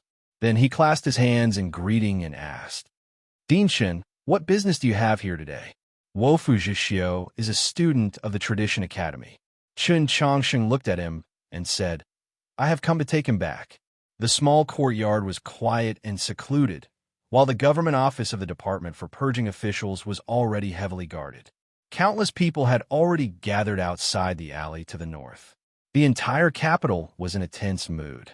Everyone knew why Chun Changsheng had come to see Zhou Tong today, but probably no one could have imagined that Chun Changsheng would so calmly and naturally state his request, because he had already confirmed his identity. He was the principal of the Tradition Academy, and Zhixio was a student of the Tradition Academy. For the principal to care for his own student was a matter of heaven and earth.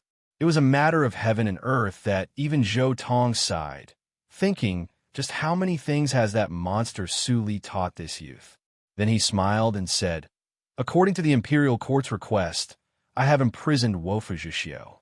In order to release him, Shun requires the divine empress's decree or the document from the Court of Judicial Review and the Ministry of Justice. Ever since the Department for Purging Officials appeared, the Court of Judicial Review and the Ministry of Justice had become decorations or perhaps vassals of the Department for Purging Officials. As long as Zhou Tong did not nod his head, the Court of Judicial Review and the Ministry of Justice could not close any case. I have been well-versed in the Taoist canon since I was a child, Chun Chong Sheng suddenly said. Tang 36 and Xin Yuanpa glanced at him, thinking, why is he saying this now? Zhou Tong knew that he still had something to say, so he quietly waited. Chun Chong Sheng looked at him and continued, I have confirmed that Your Excellency directly took over the case of the Garden of Zhou from the Li Palace.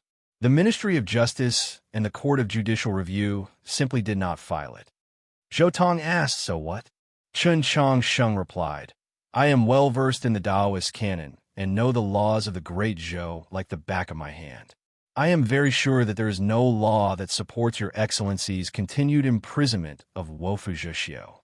Zhou Tong silently smiled at him. Chun Chong Sheng said, Your Excellency, please release him.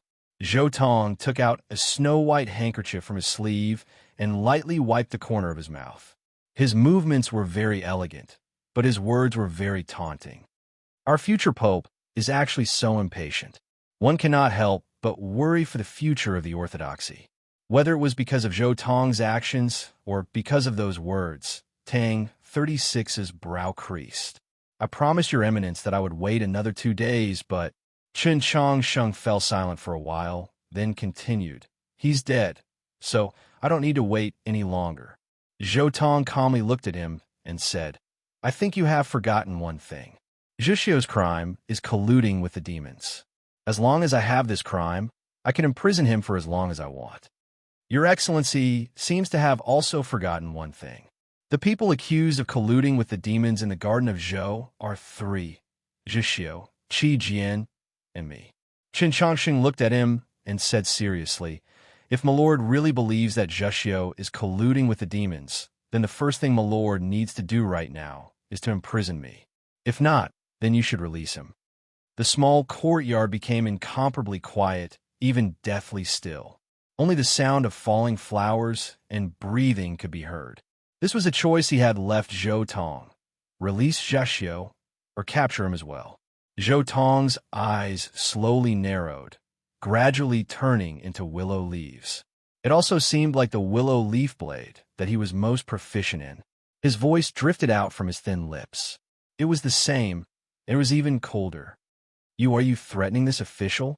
After a day of running, I've just sat down, and I'm almost as hungry as a ghost in Zhou prison. Chapter 451. Not all milk was tasty, and not all people would be scared into silence by a single sentence from Zhou Tong. For example, there were some young people in the world who would not. If it was Go Hanshi, after hearing Zhou Tong's words brimming with killing intent, he would probably very warmly say, My lord, you misunderstand. I just want to help you solve your problem. If Qiu Shanjun had heard Zhou Tong's words, he would probably have laughed and said, Yes, my lord, you did not misunderstand. I am threatening my lord. If it was the usual Tang 36, he would have said, Idiot, I'm threatening you. What can you do? It was somewhat regrettable, but also somewhat fortunate, that Zhou Tong spoke to Chun Chongsheng and not Tang 36. Chun Chongsheng's reaction was very much in line with his temperament. He quietly stood in place, looking into Zhou Tong's eyes. He didn't add fuel to the fire, but he also didn't have any intention of backing down. The cold qi under the crabapple tree gradually vanished. Zhou Tong looked at Chun Chongsheng and said, If I'm not wrong, from the moment you entered the Northern Military's department, you were very nervous. Chun Chongsheng thought about it. This wasn't shameful, and there was no need to hide it. He said, Yes. Zhou Tong said, But you still came. Chun Chongsheng said, Yes. Zhou Tong said, Then you should be mentally prepared that I won't let him go. Chun Chongsheng said, Yes. Zhou Tong raised his brows and said with interest, I really want to know how you prepared. Chun Chongsheng remained silent for a very long time before finally coming to a decision. He looked at Zhou Tong and said seriously, "If my lord doesn't release him, I'll prepare to kidnap him." The courtyard became silent once more. The crabapple flowers slowly fell to the ground. Tang 36 and Xian Yuan looked at Chun Changsheng. No one knew what they were thinking. No one knew if their hearts were in turmoil, but at least they didn't show it on their faces. Zhou Tong was also looking at Chun Changsheng. This time, he was looking very seriously. Chun Changsheng's eyes were clear and calm, so it was easy to see his thoughts, even the deepest thoughts. Zhou Tong looked at it seriously, so he could easily see that Chun Changsheng was serious. He wasn't joking when he said that. If Zheshio could not leave Zhou prison today, he really would try to snatch him away. The problem was that it was a joke. Zhou Tong laughed, then shook his head. This was the Zhou estate, the Garden of Zhou, the Zhou prison. This was the most heavily guarded place in the great Zhou dynasty, not inferior to the imperial palace. Who knew how many experts were hidden in the surroundings of this beautiful residence? The streets in front and behind it were also heavily guarded by the imperial court soldiers. Even Wang Pu of Tianliang had no way of snatching people here, let alone them. Yes, these three young people were very talented cultivation geniuses, but they were still young. At least for now, they did not have the power to fight against the world. There wasn't even a need for the experts of the imperial court hidden in the shadows to appear. Only Zhou Tong needed to move a finger, and Chun Changsheng and the other two would be unable to leave this small courtyard. Zhou Tong didn't pay any more attention to them. With his hands behind his back, he walked towards the north wing of the small courtyard. The bright red official robe was still very eye-catching in the light rain of falling petals, even dazzling.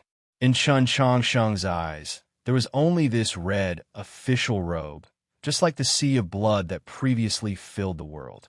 Zhou Tong had his back to him. This sort of disregard would probably make many people feel humiliated, but it would only make him even calmer. It was very clear that Zhou Tong simply did not care if he acted or not, or even believe that he would act. Tang 36 and Xian Yuan looked at him, waiting for his decision. From start to finish, from the Orthodox Academy to the Department for Purging Officials, they had not communicated at all, but they had never hesitated or wavered. Chun Changsheng wanted to come to the Department for Purging Officials, so they followed. Chun Changsheng wanted to see Zhou Tong, so they followed. If Chun Changsheng said he would act now, they would naturally follow. "My lord, please wait." Chun Changsheng's voice finally rang out. At the same time, his hand gripped the hilt of his sword. The sword's name was Stainless, just like the person.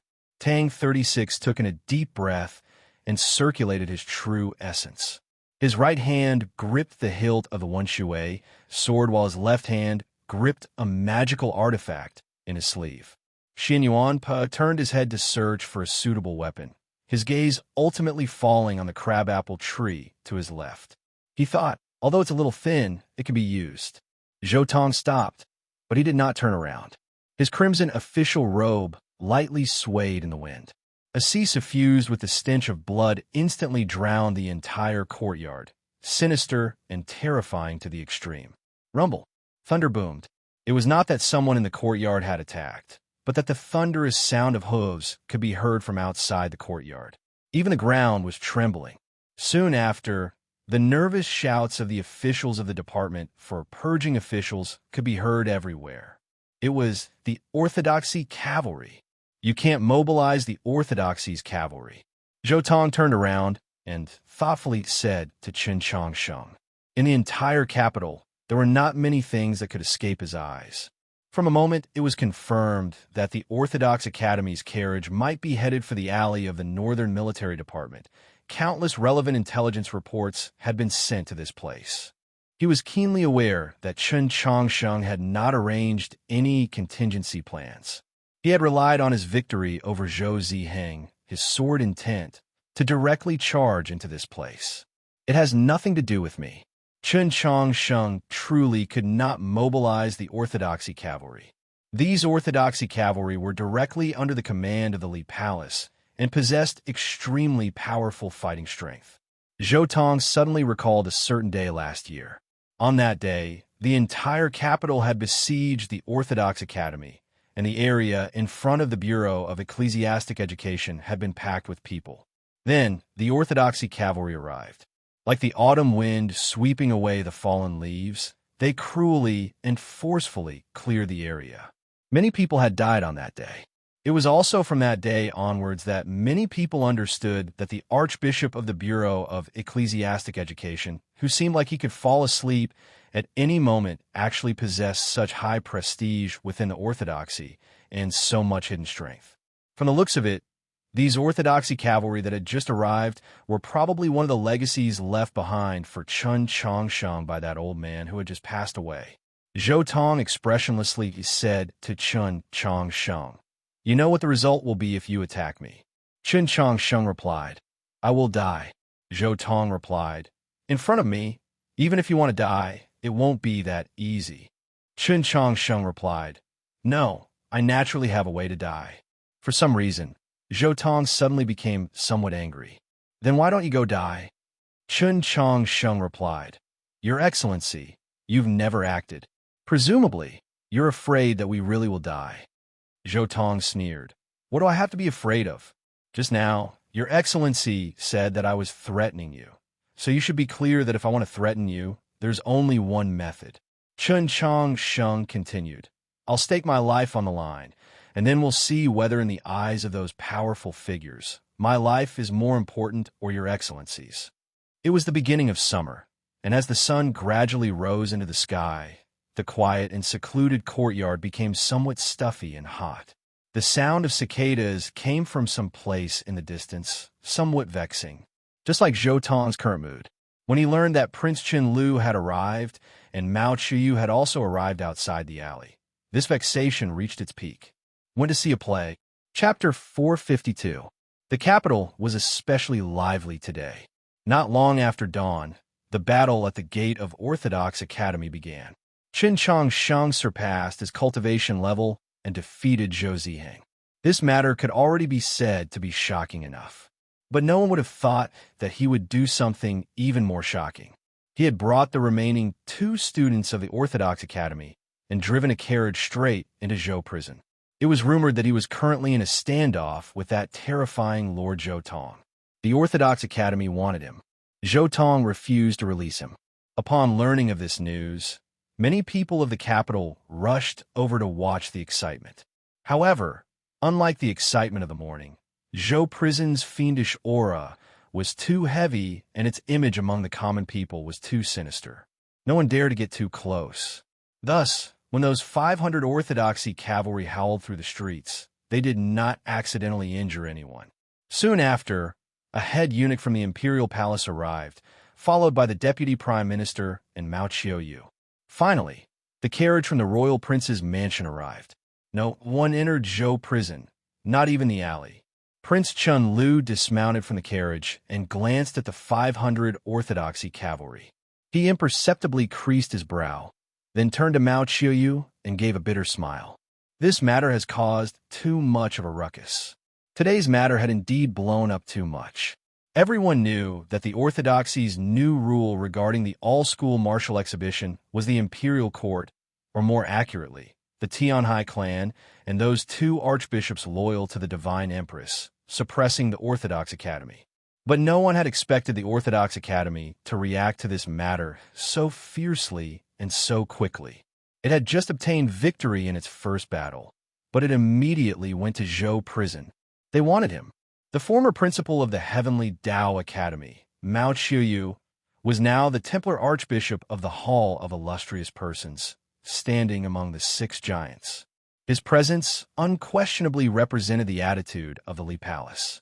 The problem was that even such an important figure was standing outside the alley, not entering. Everyone knew that the relationship between the Divine Empress and the Li Palace had undergone a massive change in the last year. They were gradually drifting apart, but on the surface, they still maintained a calm relationship.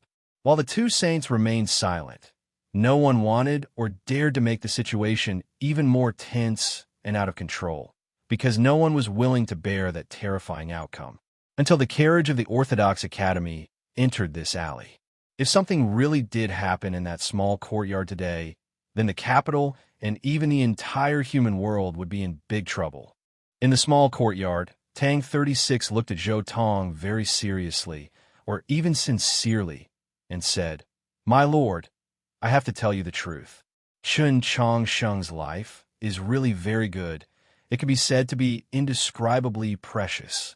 I don't know what the Divine Empress will think, but in His Holiness the Pope's eyes, Your Excellency's life is assuredly not as precious as Chun Changsheng's. If he really did die in Zhou prison today, do you think His Holiness the Pope would spare Your Excellency? And what will her ladyship think of you? Indescribably noble?" Zhou Tong looked at Chun Changsheng with slightly narrowed eyes. It was unknown what he was thinking. Tang 36 continued, "Moreover, Sir might not understand him. At times, he really is very stubborn, very stupid. He really is capable of exchanging his own life for Zheshio's. In the end, you're still threatening me." Zhou Tong felt a great deal of emotion and said, "Is it because there have been fewer stories about me in Jingdo recently that no one is afraid of me anymore?" Tang 36 smiled and said, "You can think whatever you want." Zhou Tong coldly rebuked, "Can any of you bear the consequences of this matter?"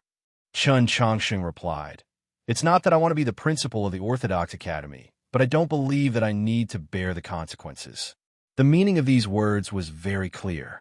He was the principal of the Orthodox Academy, and Zheshio was a student on the Orthodox Academy's register. Zheshio had been imprisoned in Zhou prison for far too long, so he naturally had to rescue Zheshio. As for the deeper meaning hidden behind the curtain, he truly did not understand, nor did he want to think about it. Thus, he only needed to bear the consequences that a principal should bear in order to protect a student. As for whether this matter would give rise to any other serious consequences, it was naturally the responsibility of the person who had made him the principal of the Orthodox Academy and the person who had made Zhou Tong imprison Zheshio. To put another way, if a storm really did arise in the small courtyard today, if the imperial court and the Li Palace became like fire and water, even if the world fell into chaos, the demons seized the opportunity to invade, the people became destitute and homeless. Even if the human race was enslaved for 10,000 years, it would all be the fault of the Pope and the Divine Empress. The small courtyard once more became incomparably quiet. Zhou Tong had no idea that this was Chun Changsheng's meaning. He slightly narrowed his eyes, the chill suddenly deepening, and the petals on the ground were covered in a layer of frost. Tang 36 and Xianyuan looked at Chun Changsheng with deep admiration. The Li Palace, the Great Hall of Light. Countless statues of sages, some solemn and some sacred, exuded a faint radiance as they gazed at the sky outside the hall. The Pope was also gazing at the sky, his expression calm. It was like he had not heard what Chun Changsheng had done or said. How can someone like Chun Changsheng, who does not understand the greater good, inherit the orthodoxy? The speaker was Taoist Siyuan, the master of the Hall of Subjugation.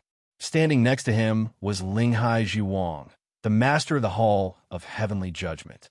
As the youngest of the Orthodoxy's 6 prefects, as well as the 2 most powerful Sacred Hall archbishops, they were still respectful to the Pope, but their words were very direct. Perhaps it was also because they were only a step away from the divine domain and could already see the Pope's back. When the entire continent believed that these 2 archbishops continued to support the Divine Empress and were unwilling to stand on the Pope's side, it was because they held an unquenchable enmity and distrust towards the Chun imperial clan. They had not imagined that besides this, an even more important reason was that the Pope had decided to entrust the future of the orthodoxy to that young man called Chun Changsheng. The 2 Sacred Hall archbishops could disregard secular authority, but they could not disregard the divine succession. Linghai Zhuang expressionlessly said, "The Holy Maiden's message clearly states that there is hope for that matter to succeed. This means that there is a reason for pressuring Mount Li, and that Zhou Tong has performed meritorious service in this matter." The Pope remained calm, saying nothing. Taoist Siyuan sighed.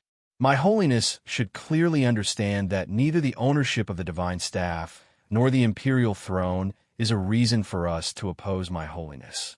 Our unease lies in the fact that my holiness and the empress still have several decades to live.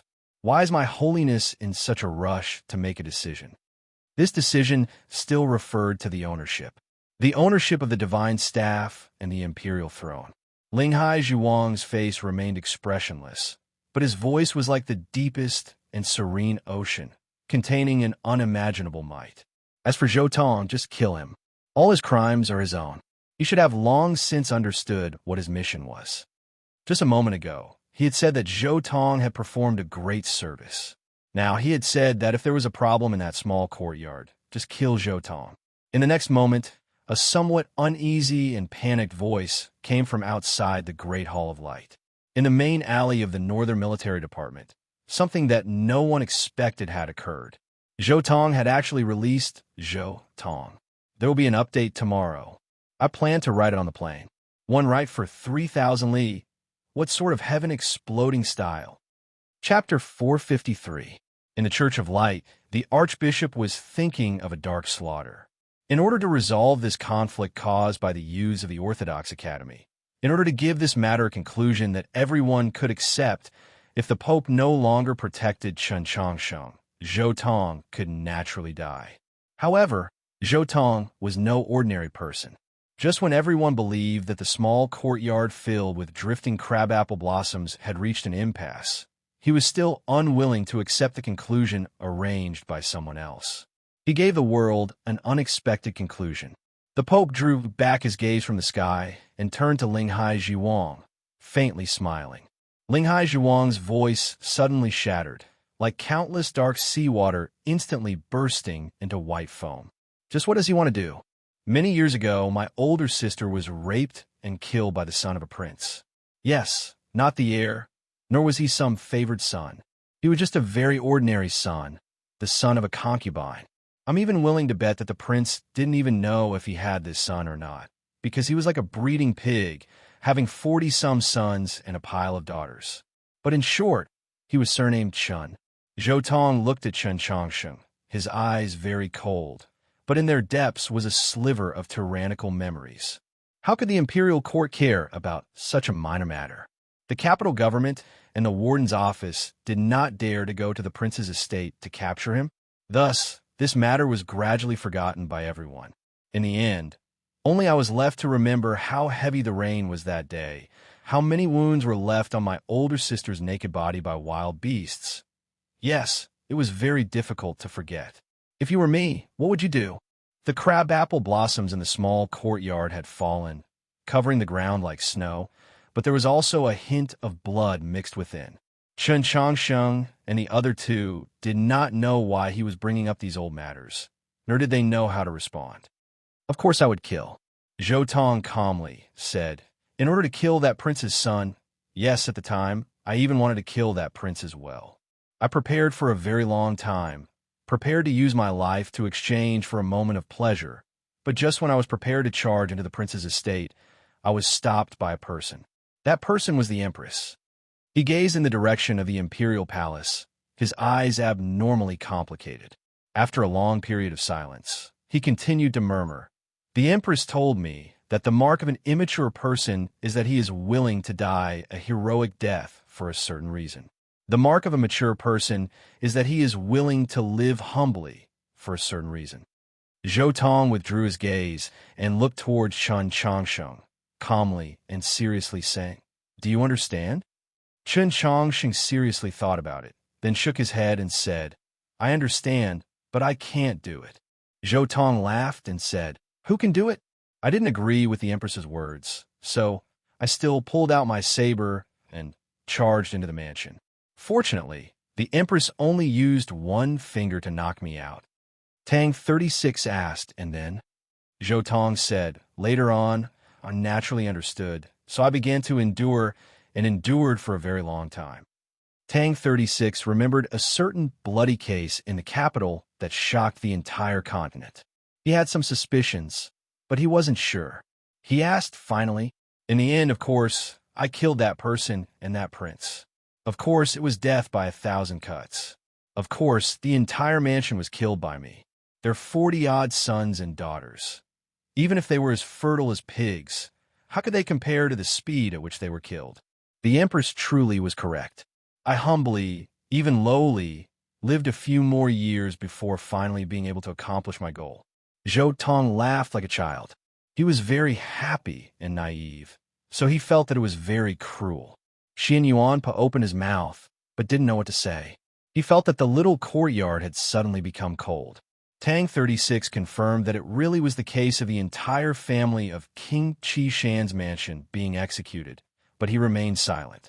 Chun Chang, Sheng, suddenly said, I think that the you back then who held a saber and prepared to charge into the mansion was better than the you later on. As he said this, he very seriously looked into Zhou Tong's eyes. Zhou Tong asked, even if it was immature or even stupid? Chun Chang Sheng said, there are some things and sometimes it is better to be immature. Zhou Tong was quiet for a very long time, and then he suddenly began to laugh. He turned and walked towards the back of the courtyard, the two sleeves of his crimson official's gown lightly lifting up a red and white flower petal. The side gate of the courtyard creaked open, and several officials of the department for purging officials walked out, carrying a stretcher. Zhixiu lay on the stretcher, his face pale and his eyes tightly shut. Zhou Tong had imprisoned Zhixiu in Zhou prison for so many days. No matter how much pressure the Li Palace and Star Caesar Academy exerted, he had turned a blind eye to them. This was because this was the will of the Divine Empress, and it was also to exert pressure on Mount Li. Just as he had said to Chun Chang Sheng, Zhixiu's presence in Zhou prison meant that the case in the Garden of Zhou had not been concluded.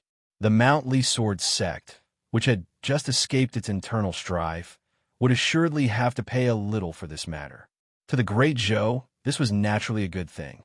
Of course, he was not willing to release Zhixiu for a deeper reason, but he could not tell anyone. Just like at this moment, no one knew that he had actually been prepared to release Zhixiu a long time ago. But, Your Excellency, why did you agree to release him?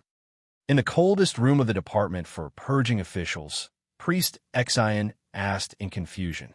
Priest Xian, no one could have imagined that the person that Archbishop Mei Lisha had trusted the most in the last few months would actually appear here. Moreover, it was very obvious that he had an unusual relationship with Zhou Tong. Just who was he? Why didn't you release him?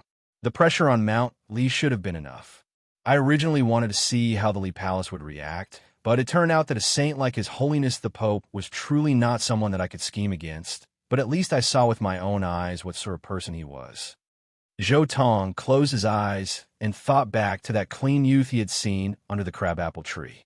Priest Xian thought to himself, the definition of maturity and immaturity that Your Excellency had just spoken of was extremely reasonable and extremely difficult to deal with.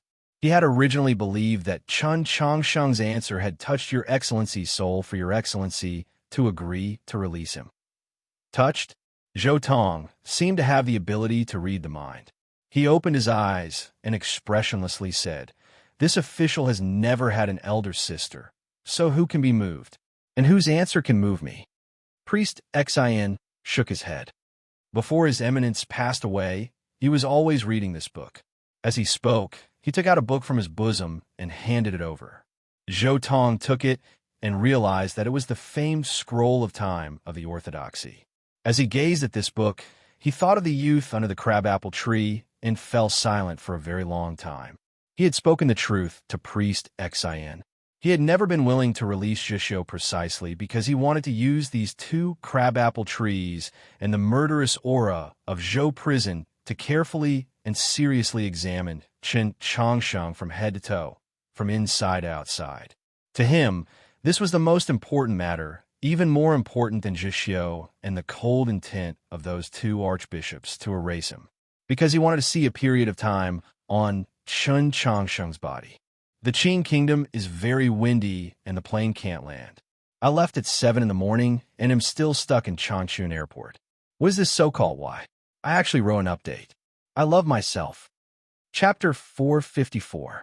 It was unknown whether or not Zhou Tong had seen that passage of time on Chun Changsheng's body.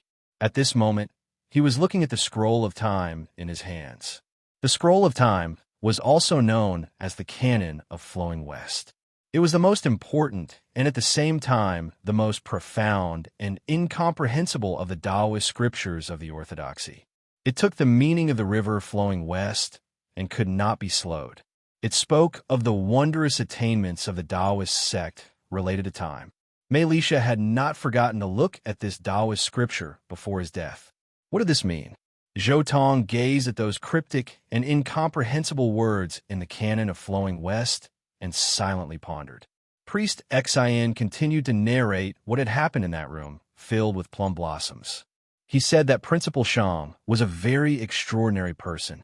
Zhou Tong slightly narrowed his eyes, his gaze suddenly becoming cold and sharp. When a person was on the verge of death, their words had to be believed. An extraordinary priest like Mei Lisha had long ago become indifferent to life and death. Why did he look at this Taoist scripture before his death? Why did he suddenly mention that person who had vanished for many years? Priest Xian paused for a moment, recalling the bishop's final sigh. He said that he was very curious as to how the life of the next pope would be recorded in the Taoist scripture. Zhou Tong's eyebrows rose. There was no wind in the quiet room, but his red official's gown began to rise and fall, like a sea of blood had come to the mortal world. The exterior depended on the state of mind. This was proof of the mental impact that Priest Xian had relayed to him, because he had faintly grasped a clue from these words in this book. The next pope? The entire continent knew that, unless something too extraordinary occurred, the next pope of the Orthodoxy would assuredly be Chen Changshan. As the staunchest promoter of this matter, Mei Lisha naturally would not have any other thoughts. So why was he curious about the records of Chen Changshan's life and found this matter very interesting? Or did he believe that the future history books would have a different view of this matter? Just what was this matter? What was the most important thing in one's life? Meritorious deeds or moral cultivation? Zhou Tong's official's gown began to flutter more and more intensely. The room was filled with the stench of blood, countless waves rising from the sea of blood, just like his current mood. Priest Xian's face was deathly pale. He was almost unable to endure this terrifying pressure, but he also did not dare to retreat. Suddenly, all the pressure vanished without a trace. Zhou Tong's raised eyebrows slowly calmed down, his eyes no longer sharp. His official's robe draped over his body, an unfathomable smile appearing on his face. Do you know what is the most important thing in a person's life? The most important thing? Priest Xian could not understand why the Lord would suddenly ask such a question. The smile on Zhou Tong's face became more and more sincere, like a blooming flower, but when matched with his sinister qi, it seemed more and more strange. The most important thing in one's life is not one's realm of cultivation, nor is it one's power or authority, but the date of one's birth and death. He walked to the door and gazed at the two crabapple trees. Listening to the rumbling of wheels coming from the even further alley, he said, whether it's the classics of the Orthodoxy or the history books, in order to record a person's life, the first thing that needs to be confirmed, and also the first thing that must be clearly written in the first sentence, is the year and month of your birth, as well as the place. Only by confirming this information can we determine just who that person is. Priest Xian walked behind him, not knowing how to respond. He could faintly sense that although Zhou Tong appeared very calm, he was actually very nervous in the depths of his heart. What matter or discovery could make a terrifying figure like Zhou Tong so nervous? The crabapple blossoms have already withered. The great prison has its own divine might, but he stands within it, unmoving like a lake. Zhou Tong's eyes narrowed again, but this time they were not as sharp as swords. Instead, they were filled with confusion and unease that even he himself did not notice. Priest Xian also wanted to know if the Lord had achieved his most important goal by arranging such a large array, other than clearly seeing the intentions of certain important figures. Zhou Tong wanted to see what kind of person Chen Changshan was, or rather, he wanted to see what kind of person Chen Changshan was. It was just that it was usually said to be unmoving like a mountain. So why did he use the words unmoving like a lake to evaluate Chen Changshan? He's very similar to a person. Zhou Tong's face suddenly revealed a hint of fear. He's very similar to the Chun Xuanba in the secret records of the palace. Priest Xin did not understand. In the history books and folklore, Chun Xuanba was the strongest expert of the Chun imperial clan in the past 1,000 years, on par with Emperor Taizong. He had always been famous for being violent and crude. So how was he similar to Qin Changsheng? And why did he say it was the Chun Xuanba in the secret records of the palace? The Lord naturally had the opportunity to come into contact with those secret records of the palace. Perhaps the Chun Xuanba recorded in those records was different from the Chun Xuanba in the rumors. Our mighty Emperor Taizong changed all the history books and the Taoist canons that could be changed, so Chun Xuanba naturally became a crude martial artist who did not understand the bigger picture, Zhou Tong said with a mocking tone. Who could have imagined that the real Chun Xuanba was actually a very quiet person? Priest Xin felt that these two unrecognized evaluations were somewhat familiar, and then he remembered. These were the evaluations that the Lord had made of Chun Changsheng not too long ago. Zhou Tong fell silent for a while, then said, Chun Changsheng is also a very quiet person. The silence here represented many meanings. For example, when there was no need to speak, he did not speak. He was clumsy in speech but quick in action. He was calm in his heart. He was calm in the face of a major event. The small courtyard was quiet for a very long time. Zhou Tong finally said, in addition, he is also surnamed Chun. Priest Xin left, carrying an enormous psychological pressure and fear as he left the alley of the Northern Military Department. This psychological pressure had nothing to do with his dual identities, but came from the information that Zhou Tong had faintly revealed. Could Qin Changsheng really be a descendant of the imperial clan? He did not dare to think about it, much less think about it too deeply. This was because it was very obvious that even Lord Zhou Tong had become nervous because of this matter. Zhou Tong truly was very nervous because he knew much more than Priest Xin. Moreover, with his status, he had to think about these matters, and he had to think about them clearly. He stood on the stone steps of the small courtyard, gazing at the two crabapple trees whose flowers were about to wither. He silently thought for a very long time, paying no attention to the clamor outside the courtyard. Before Mei Lisha died, he had said that the traitor Shang was a very extraordinary person. Before Mei Lisha died, he had read the canon of flowing west and watched time flow like water. Yes, the traitor Shang could help the Empress change her fate, but what did stopping an infant from growing for 4 years count for? Perhaps Qin Changsheng was just a youth who had matured? But to be so obscure and dull, so old, could he really be a 16-year-old youth? The age of the disciple that the traitor Shang had taken away from Xining village did match, and it was said that he was crippled and mute, which was more in line with the rumors.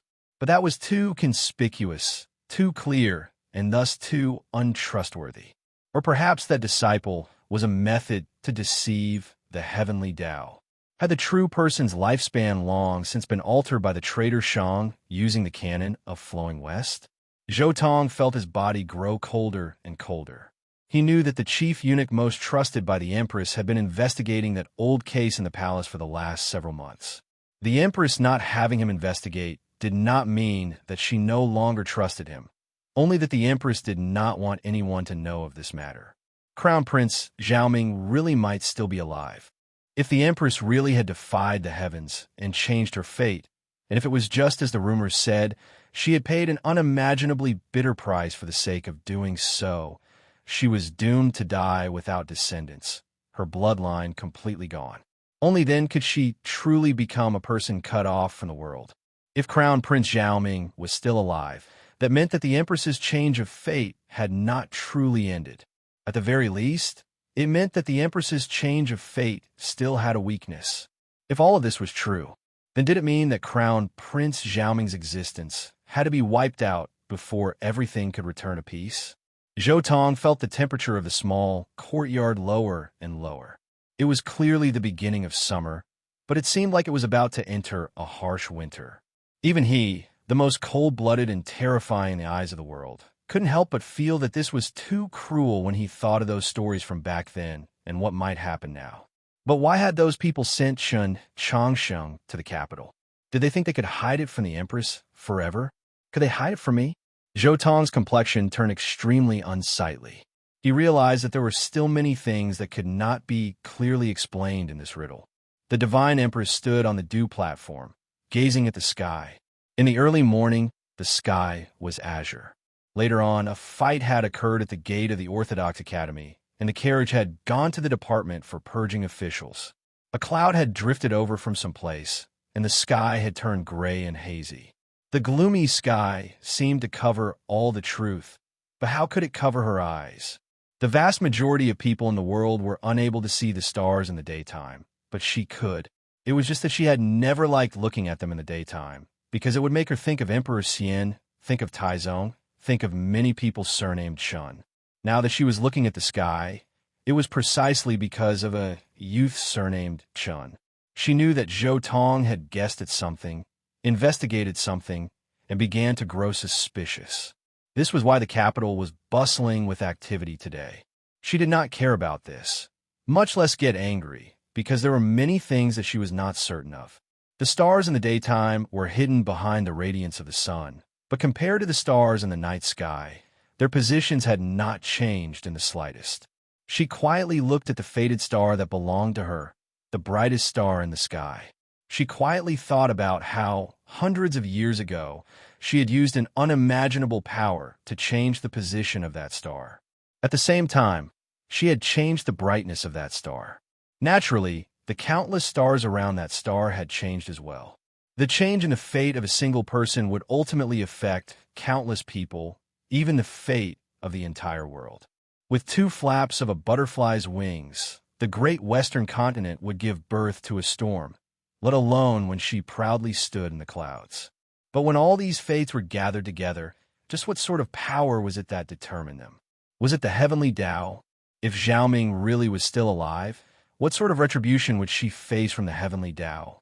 If Xiaoming had already died, what sort of retribution would she face from the heavenly Tao?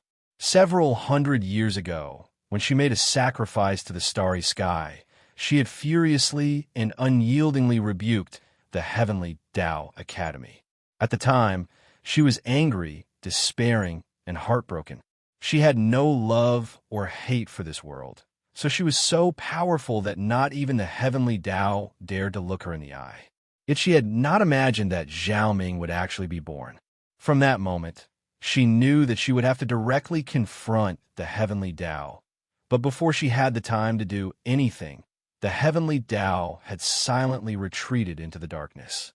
Until last year, when a star radiance descended upon the Orthodox Academy and someone lit up a faded star.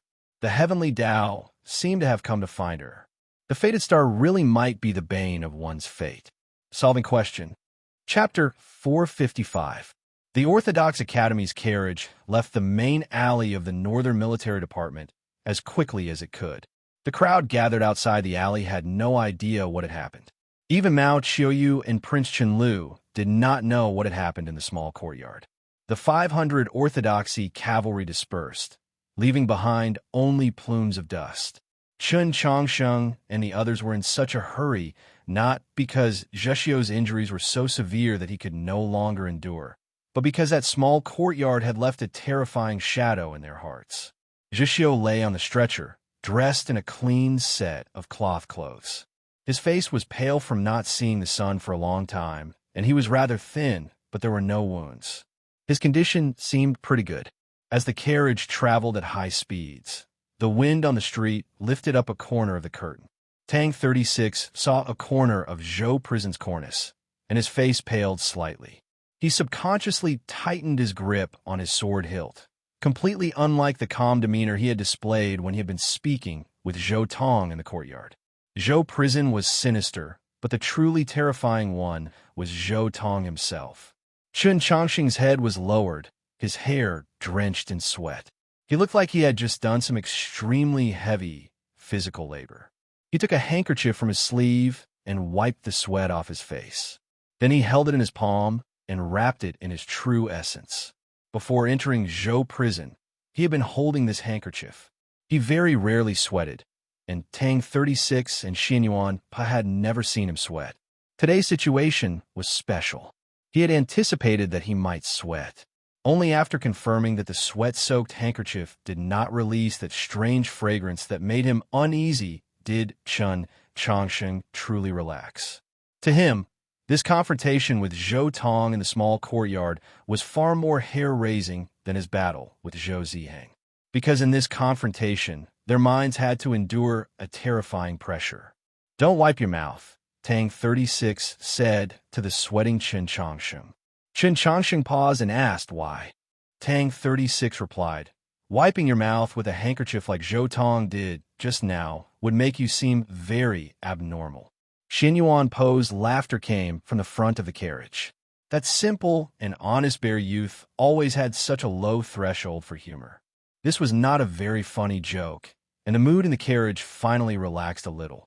Qin Changsheng gradually calmed down and began to examine Zhixio's injuries. He placed his finger on Zhixio's pulse and quietly listened. Suddenly, there was a muffled thump in the carriage as his finger bounced off. Tang 36 asked what happened. Sudden impulse, it's his old habit. Qin Changsheng felt that there was something wrong with Zhixio's pulse. He slightly frowned, but didn't say anything. He then removed the golden needles from his fingers and undid Zhixio's collar, preparing to use the needles to take a look. As soon as he did so, his hand froze. When Tang 36 saw this, his body also froze. Qin Changsheng's fingers trembled, but he still slowly undid Zhixio's clothes, revealing his body. Yes, there was not a single wound on Zhixio's face, nor could it be seen that he had been injured or tortured, because those were all on his body. Not a single inch of his skin was intact. There were wounds and rotten flesh everywhere. Bones could even be seen in some places. In some places, even the bones had turned black. Qin Changsheng did not know how many tortures Zhixio had endured, how many poisons he had been given. He didn't want to know either, because he couldn't bear to know. There was dead silence in the carriage. "Stop," Qin Changsheng suddenly said. Tang 36 lowered his head. His right hand had unknowingly grasped the one shui sword again. Xin Yuan did not know what had happened in the carriage. After stopping, he squeezed in and saw Zhixio's miserable state. His eyes instantly reddened, and his breathing became rough and ragged. Because of his anger, his arms began to thicken and his hair like steel spikes protruded from his skin. This was the sign of his transformation. "I want to kill Zhou Tong." Qin Changsheng and Tang 36 said nothing, but they also thought this way, which was why they had yelled for the carriage to stop, which was why they had gripped the hilts of their swords. Zhixio had been tortured so wretchedly that Qin Changsheng could no longer maintain his calm and steady state of mind. Tang 36 could no longer care about his status as a descendant of a noble clan. If Liang Xiaoxiao had used his own death to accuse Zhixio of colluding with the demons, then Zhixio had been implicated by Qi Jian. But Zhou Tong had refused to release Zhixio and had used such cruel methods to torture Zhixio. Then he was suffering on behalf of the Orthodox Academy. They were the Orthodox Academy, so they naturally had to take revenge for Zhixio. Just at this moment, Zhixio opened his eyes. The depths of his eyes were still the color of lemons. This was the fusion of Nang's poison and the fierce blood of the wolf tribe. But because he had been infected with too many poisons in Zhou prison, the various poisons clashed with each other. In the last few days, his vision had actually gradually recovered. Every time he awoke in Zhou prison, he would be greeted by endless pain, so when he opened his eyes, they were cold and filled with hatred.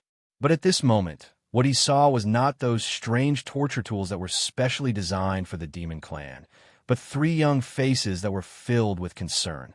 In a very short amount of time, Zhixio had completely awakened, and from their expressions, he could guess what they were preparing to do. The wariness and hatred in his eyes gradually vanished, but his face remained expressionless.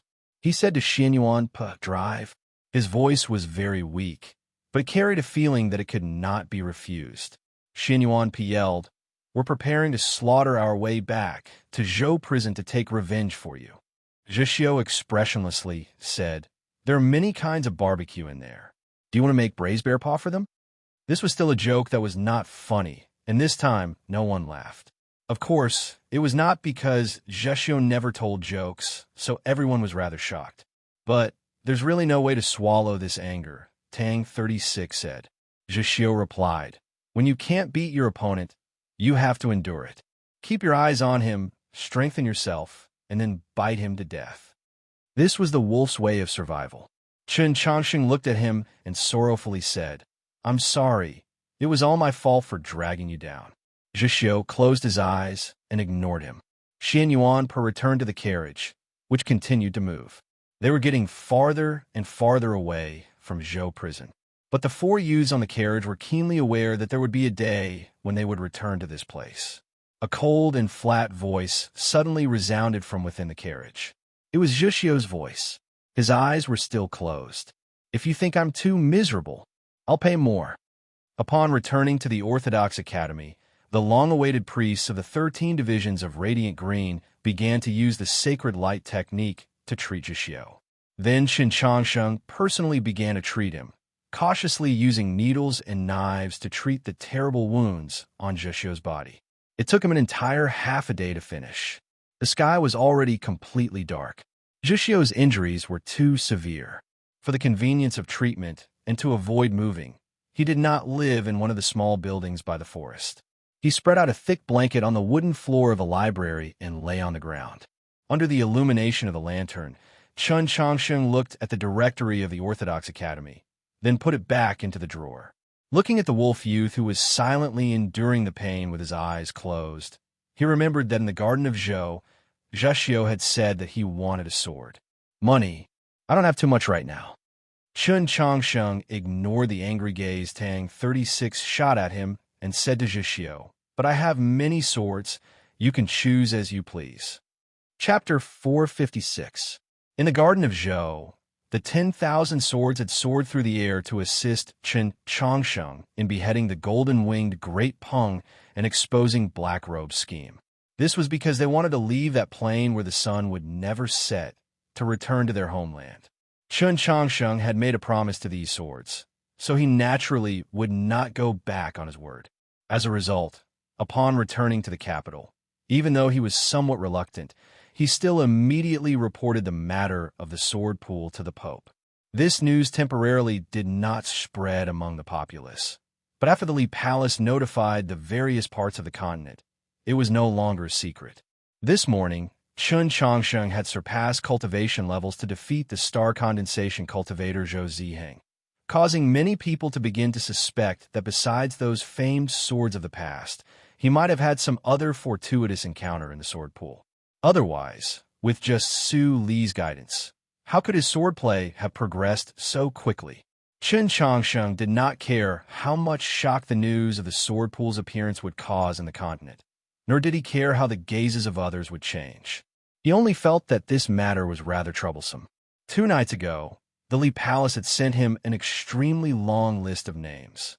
Many sects had expressed their sincere gratitude to the Li Palace and Chen Changsheng.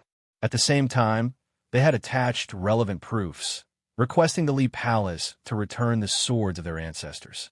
This list was very long, and the sword at the top was unquestionably the temple sword of Holy Maiden Peak. Behind it were many divine weapons of once illustrious fame.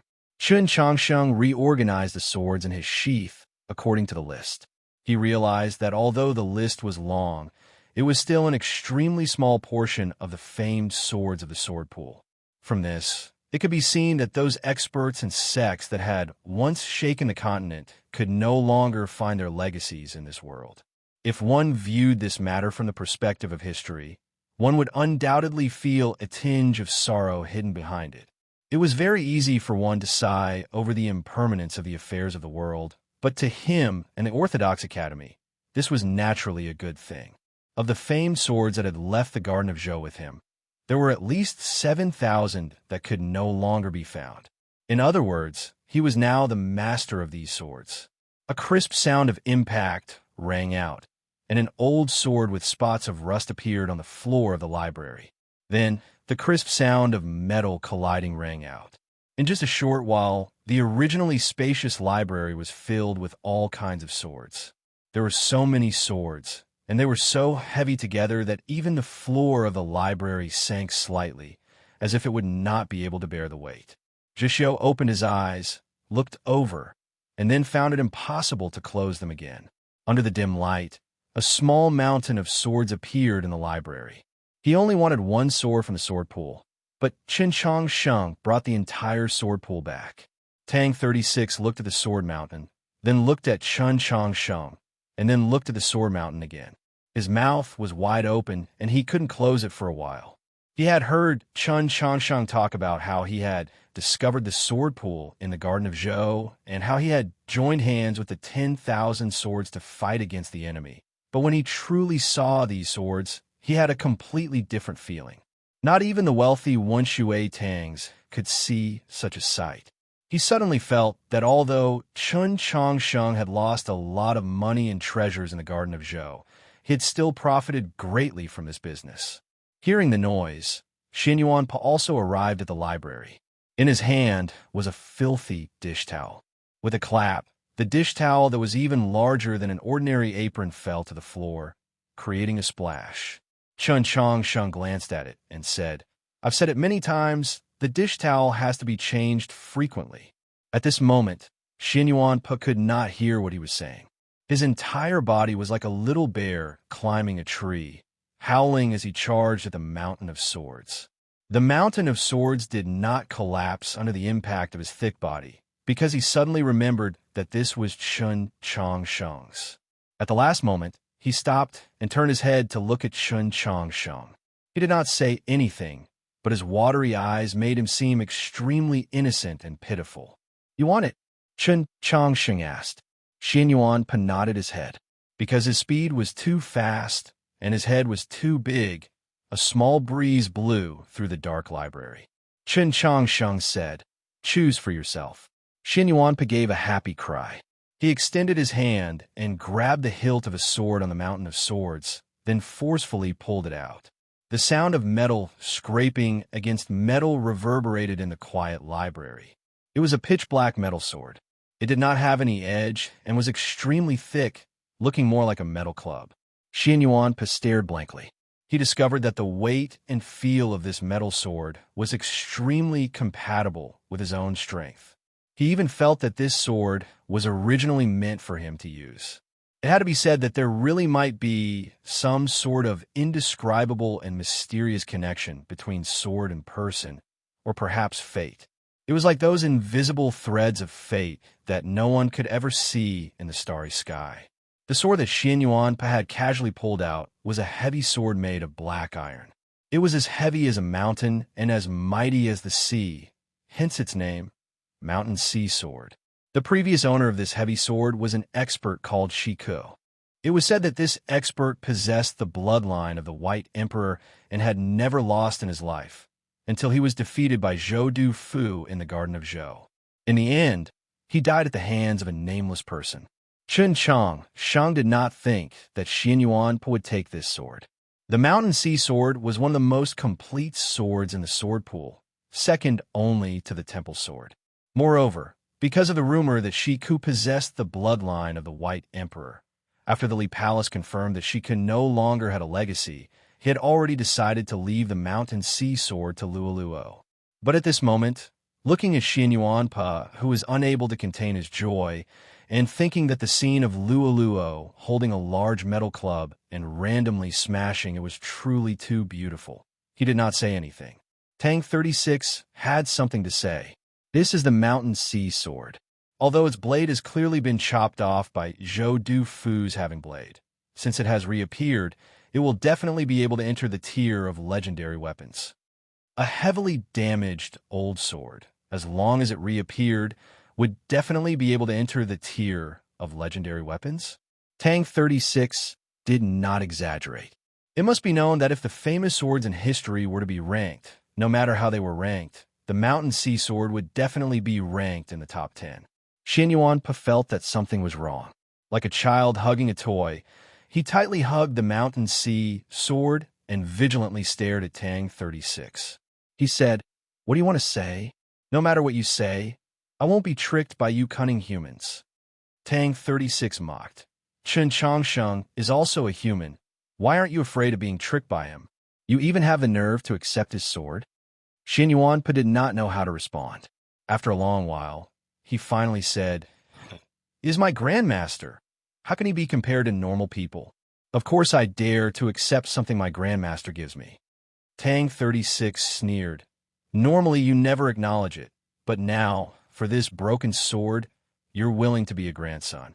If anyone says that your bear tribe is simple and honest, I'll get angry with them." How could Xin Yuanpa win against him? He angrily stopped talking, only hugging the mountain sea sort of bit tighter. "What do you want to say?" Chen Changsheng asked. Tang 36 said, "A baby carrying a precious treasure, walking through the streets. What problem do you think there will be?" Chen Changsheng followed his line of sight and looked over. Xin Yuanpo's body was as thick as a small mountain. The originally extremely heavy and huge mountain sea sword did not seem out of place in his embrace. But Tang 36 was right. In this dangerous human world, Xin Yuanpo was a baby, a bear cub. Currently, he was the principal of the Tradition Academy and the Pope's appointed successor.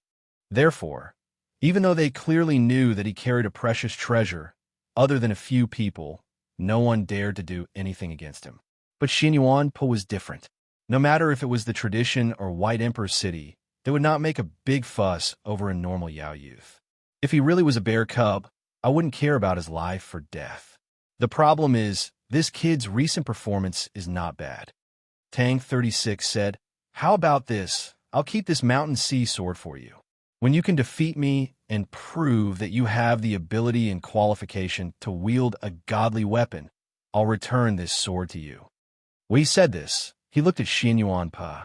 His expression was very natural and his tone was very casual.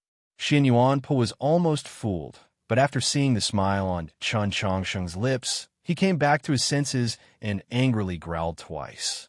Tang 36's little trick was seen through, but he was not angry. He stood up with a smile and took out a paper fan from somewhere. He waved it and said, "What I said is the truth. If you hold the mountain sea sword and wander around outside every day, sooner or later, you'll be beaten by someone with a stick." Xin Yuanpo's expression kept changing. He knew that what Tang 36 said was true, but how could he bear to give the mountain sea sword to Tang 36 for safekeeping? It will be better to give it to Chen Changsheng. "I won't give it to you, but I won't let others know either." Xin Yuanpa held the mountain sea sword and left the library. Not long after, he returned, and the mountain sea sword was already gone. "Where did you hide it?" Chen Changsheng was really curious. Xin Yuanpa did not hide it from him and said, "In the firewood pile in the kitchen." Chen Changsheng thought about it and said, "Not bad. Even if others see it, they'll probably think it's a fire stick." After all, Tang 36 was not a child of a normal family. The one Shui sword by his side was not inferior to the famous swords of the sword pool. Now that he realized that he could not get his hands on a mountain sea sword, the only thing he was interested in, he lost interest. Listening to the conversation between Xin Yuanpa and Chen Changsheng, he suddenly thought of a very interesting possibility. Say, in the future, a few thousand years later, will someone discover the secret of this iron sword in the firewood pile of the Tradition Academy and comprehend the way of the sword and become a peerless expert?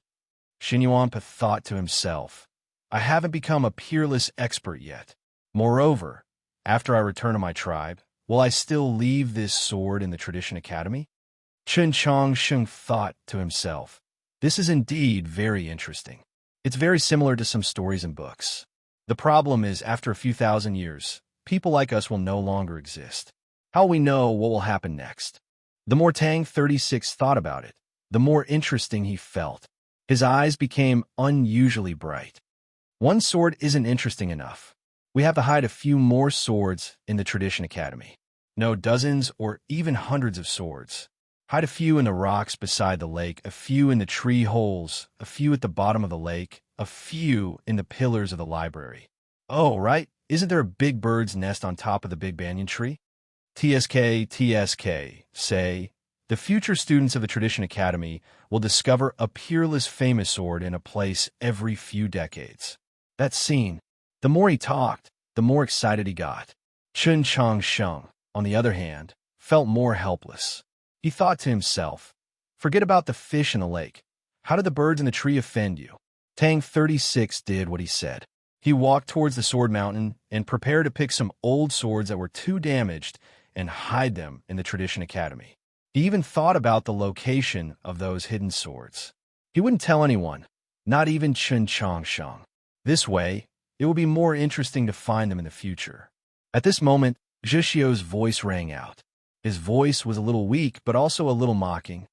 Didn't you say I should pick a sword? Why do I feel like this matter has nothing to do with me?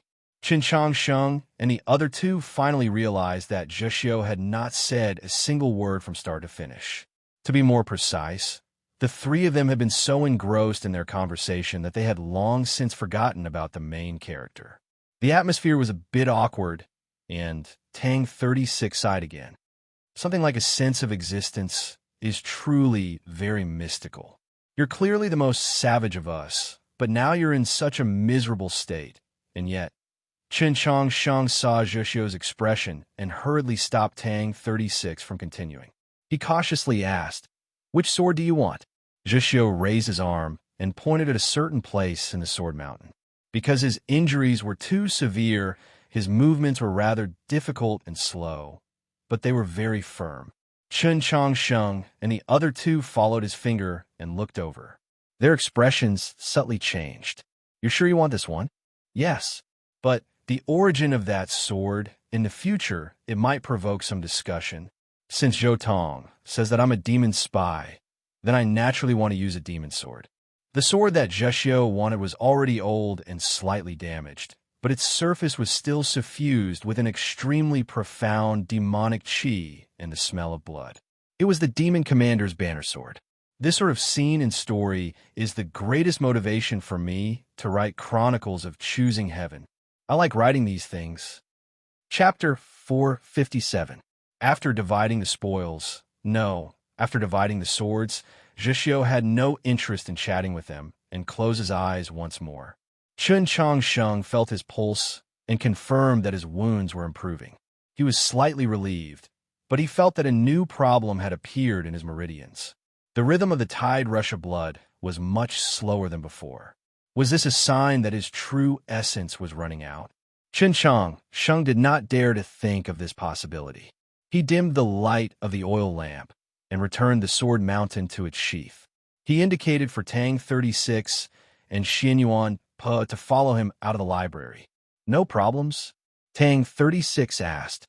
Chen Changsheng did not directly answer this question, but asked, "Just what kind of person is Zhou Tong?" Today, after leaving the department for purging officials and seeing Zhixio's miserable state in the carriage, he had already made up his mind. However, he also remembered very clearly that when he stood in that quiet and secluded courtyard, the crabapple blossoms falling like snow, Zhou Tong's red official's gown gave them a terrifying mental pressure and feeling of terror. He really wanted to know how long he would have to wait before he could truly face this kind of terror. Zhou Tong lied. He doesn't have an older sister. In the afternoon, the Wunshui Tangs sent over the relevant information. Tang 36 said, he and the Empress did not meet in front of some princely estate, but in the 100 Herb Garden. At the time, he was probably still at the meditation realm, but his cultivation advanced by leaps and bounds, and he quickly succeeded in star condensation. It said that this was because he received the Empress's decree to raid the estates of those princes and secretly took many treasures. Does the Divine Empress not care about these things? Chen Changsheng naturally did not think that the Divine Empress did not know about these things, so he used the word not care. Tang 36 shook his head and said, Zhou Tong's strongest technique is called the Great Crimson Gown. It's a technique that leans towards the mind. It's said that it can forcefully enter a cultivator's sea of consciousness. Chen Changsheng and Xianyuan Pe thought of the sea of blood they saw in the courtyard today and felt a chill run down their bodies. Tang 36 continued, if the Great Crimson Gown moves, Zhou Tong can very easily crush our seas of consciousness. Of course, he won't do this, but if you want to take revenge for Zhixio right now, then you'll definitely get taste of that. This was a reminder and a warning. Chun Changsheng was somewhat confused, since he doesn't dare to kill us. Why did he use the great crimson gown in the courtyard today? Just to establish dominance? Zhou Tong is a ruthless and sinister person, but his schemes are outstanding.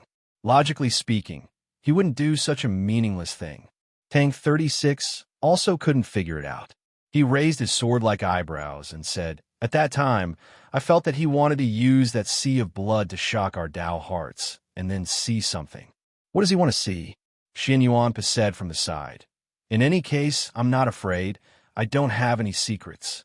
Chun Changsheng was silent, because he had many secrets. In reality, when he came to the capital from Xining village, he only had secrets related to his body, but as time passed, he had more and more secrets. For example, the heavenly tome monoliths in the Garden of Zhou. For example, the black nightmare coffin in the tomb of Zhou. For example, the having blade style on the coffin.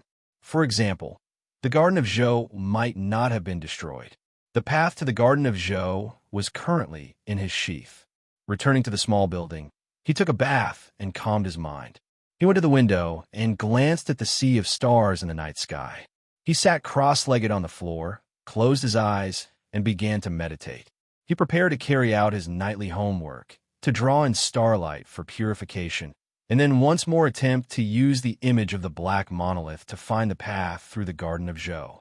However, perhaps because he was used to cultivating in the library, or perhaps because the mental shock he had received in Zhou prison today was too great, he was unexpectedly unable to enter a meditative state. In the next moment, an extremely faint and serene fragrance wafted into his nose. Only then did he understand that the reason he was unable to meditate was not because of these reasons, but because someone had come.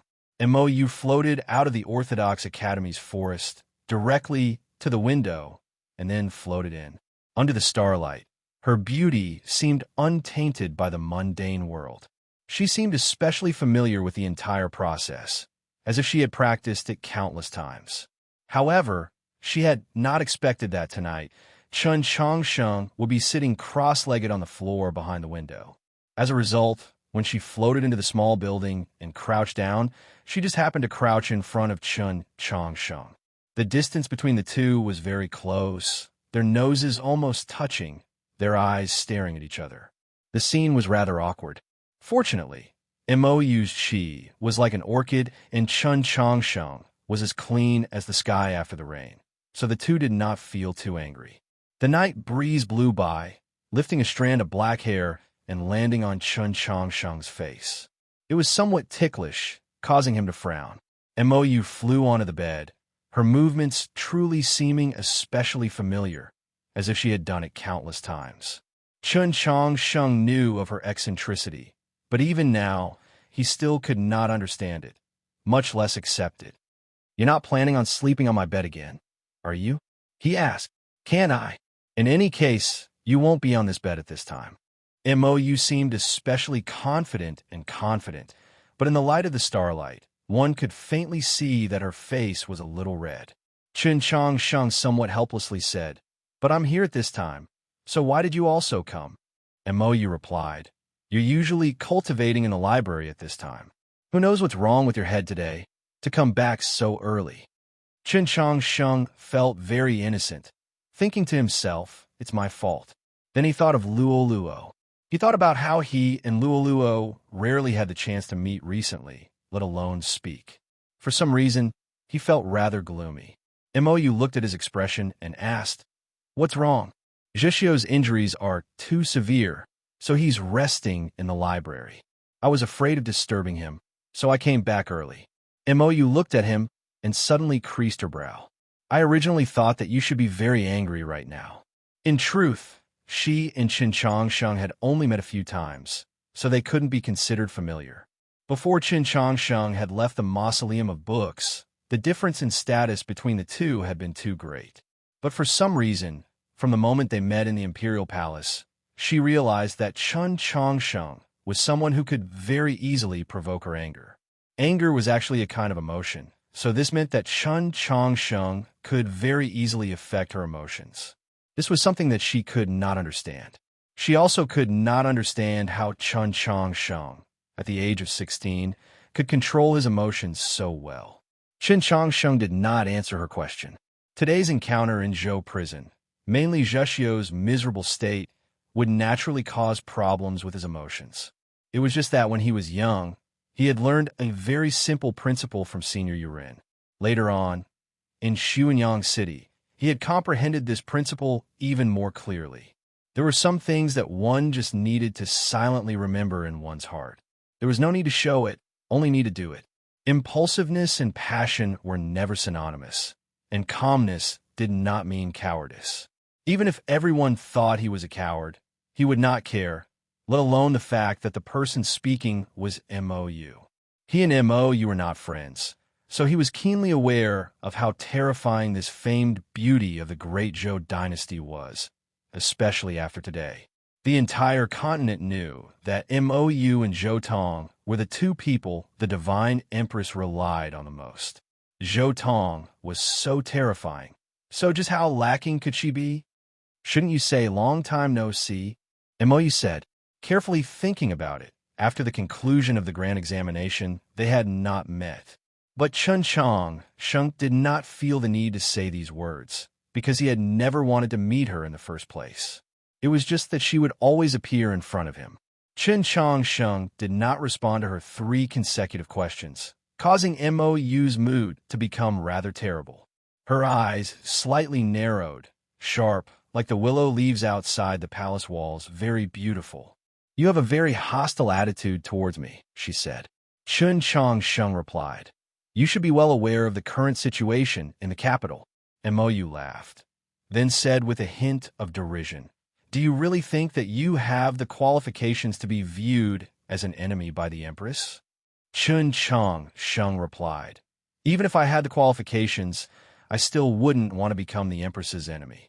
But it's very obvious that the people on your side do not think this way. He was naturally referring to the new rules of the all-school martial exhibition, the suppression of the Orthodox Academy by the Tianhai clan, and the new faction of the Orthodoxy. MOU's smile faded. What other people think has nothing to do with what you do. Chun Changsheng replied, I came to the capital only to cultivate and study. I never thought that I would participate in these major events. But do you think that I can avoid them? MOU's voice was slightly cold. Why can't you avoid them? Just because you're the only successor of the Orthodoxy's Orthodox school? Of course, this was a very sufficient reason, because people could not deny their school's background and their past. That would be equivalent to denying themselves.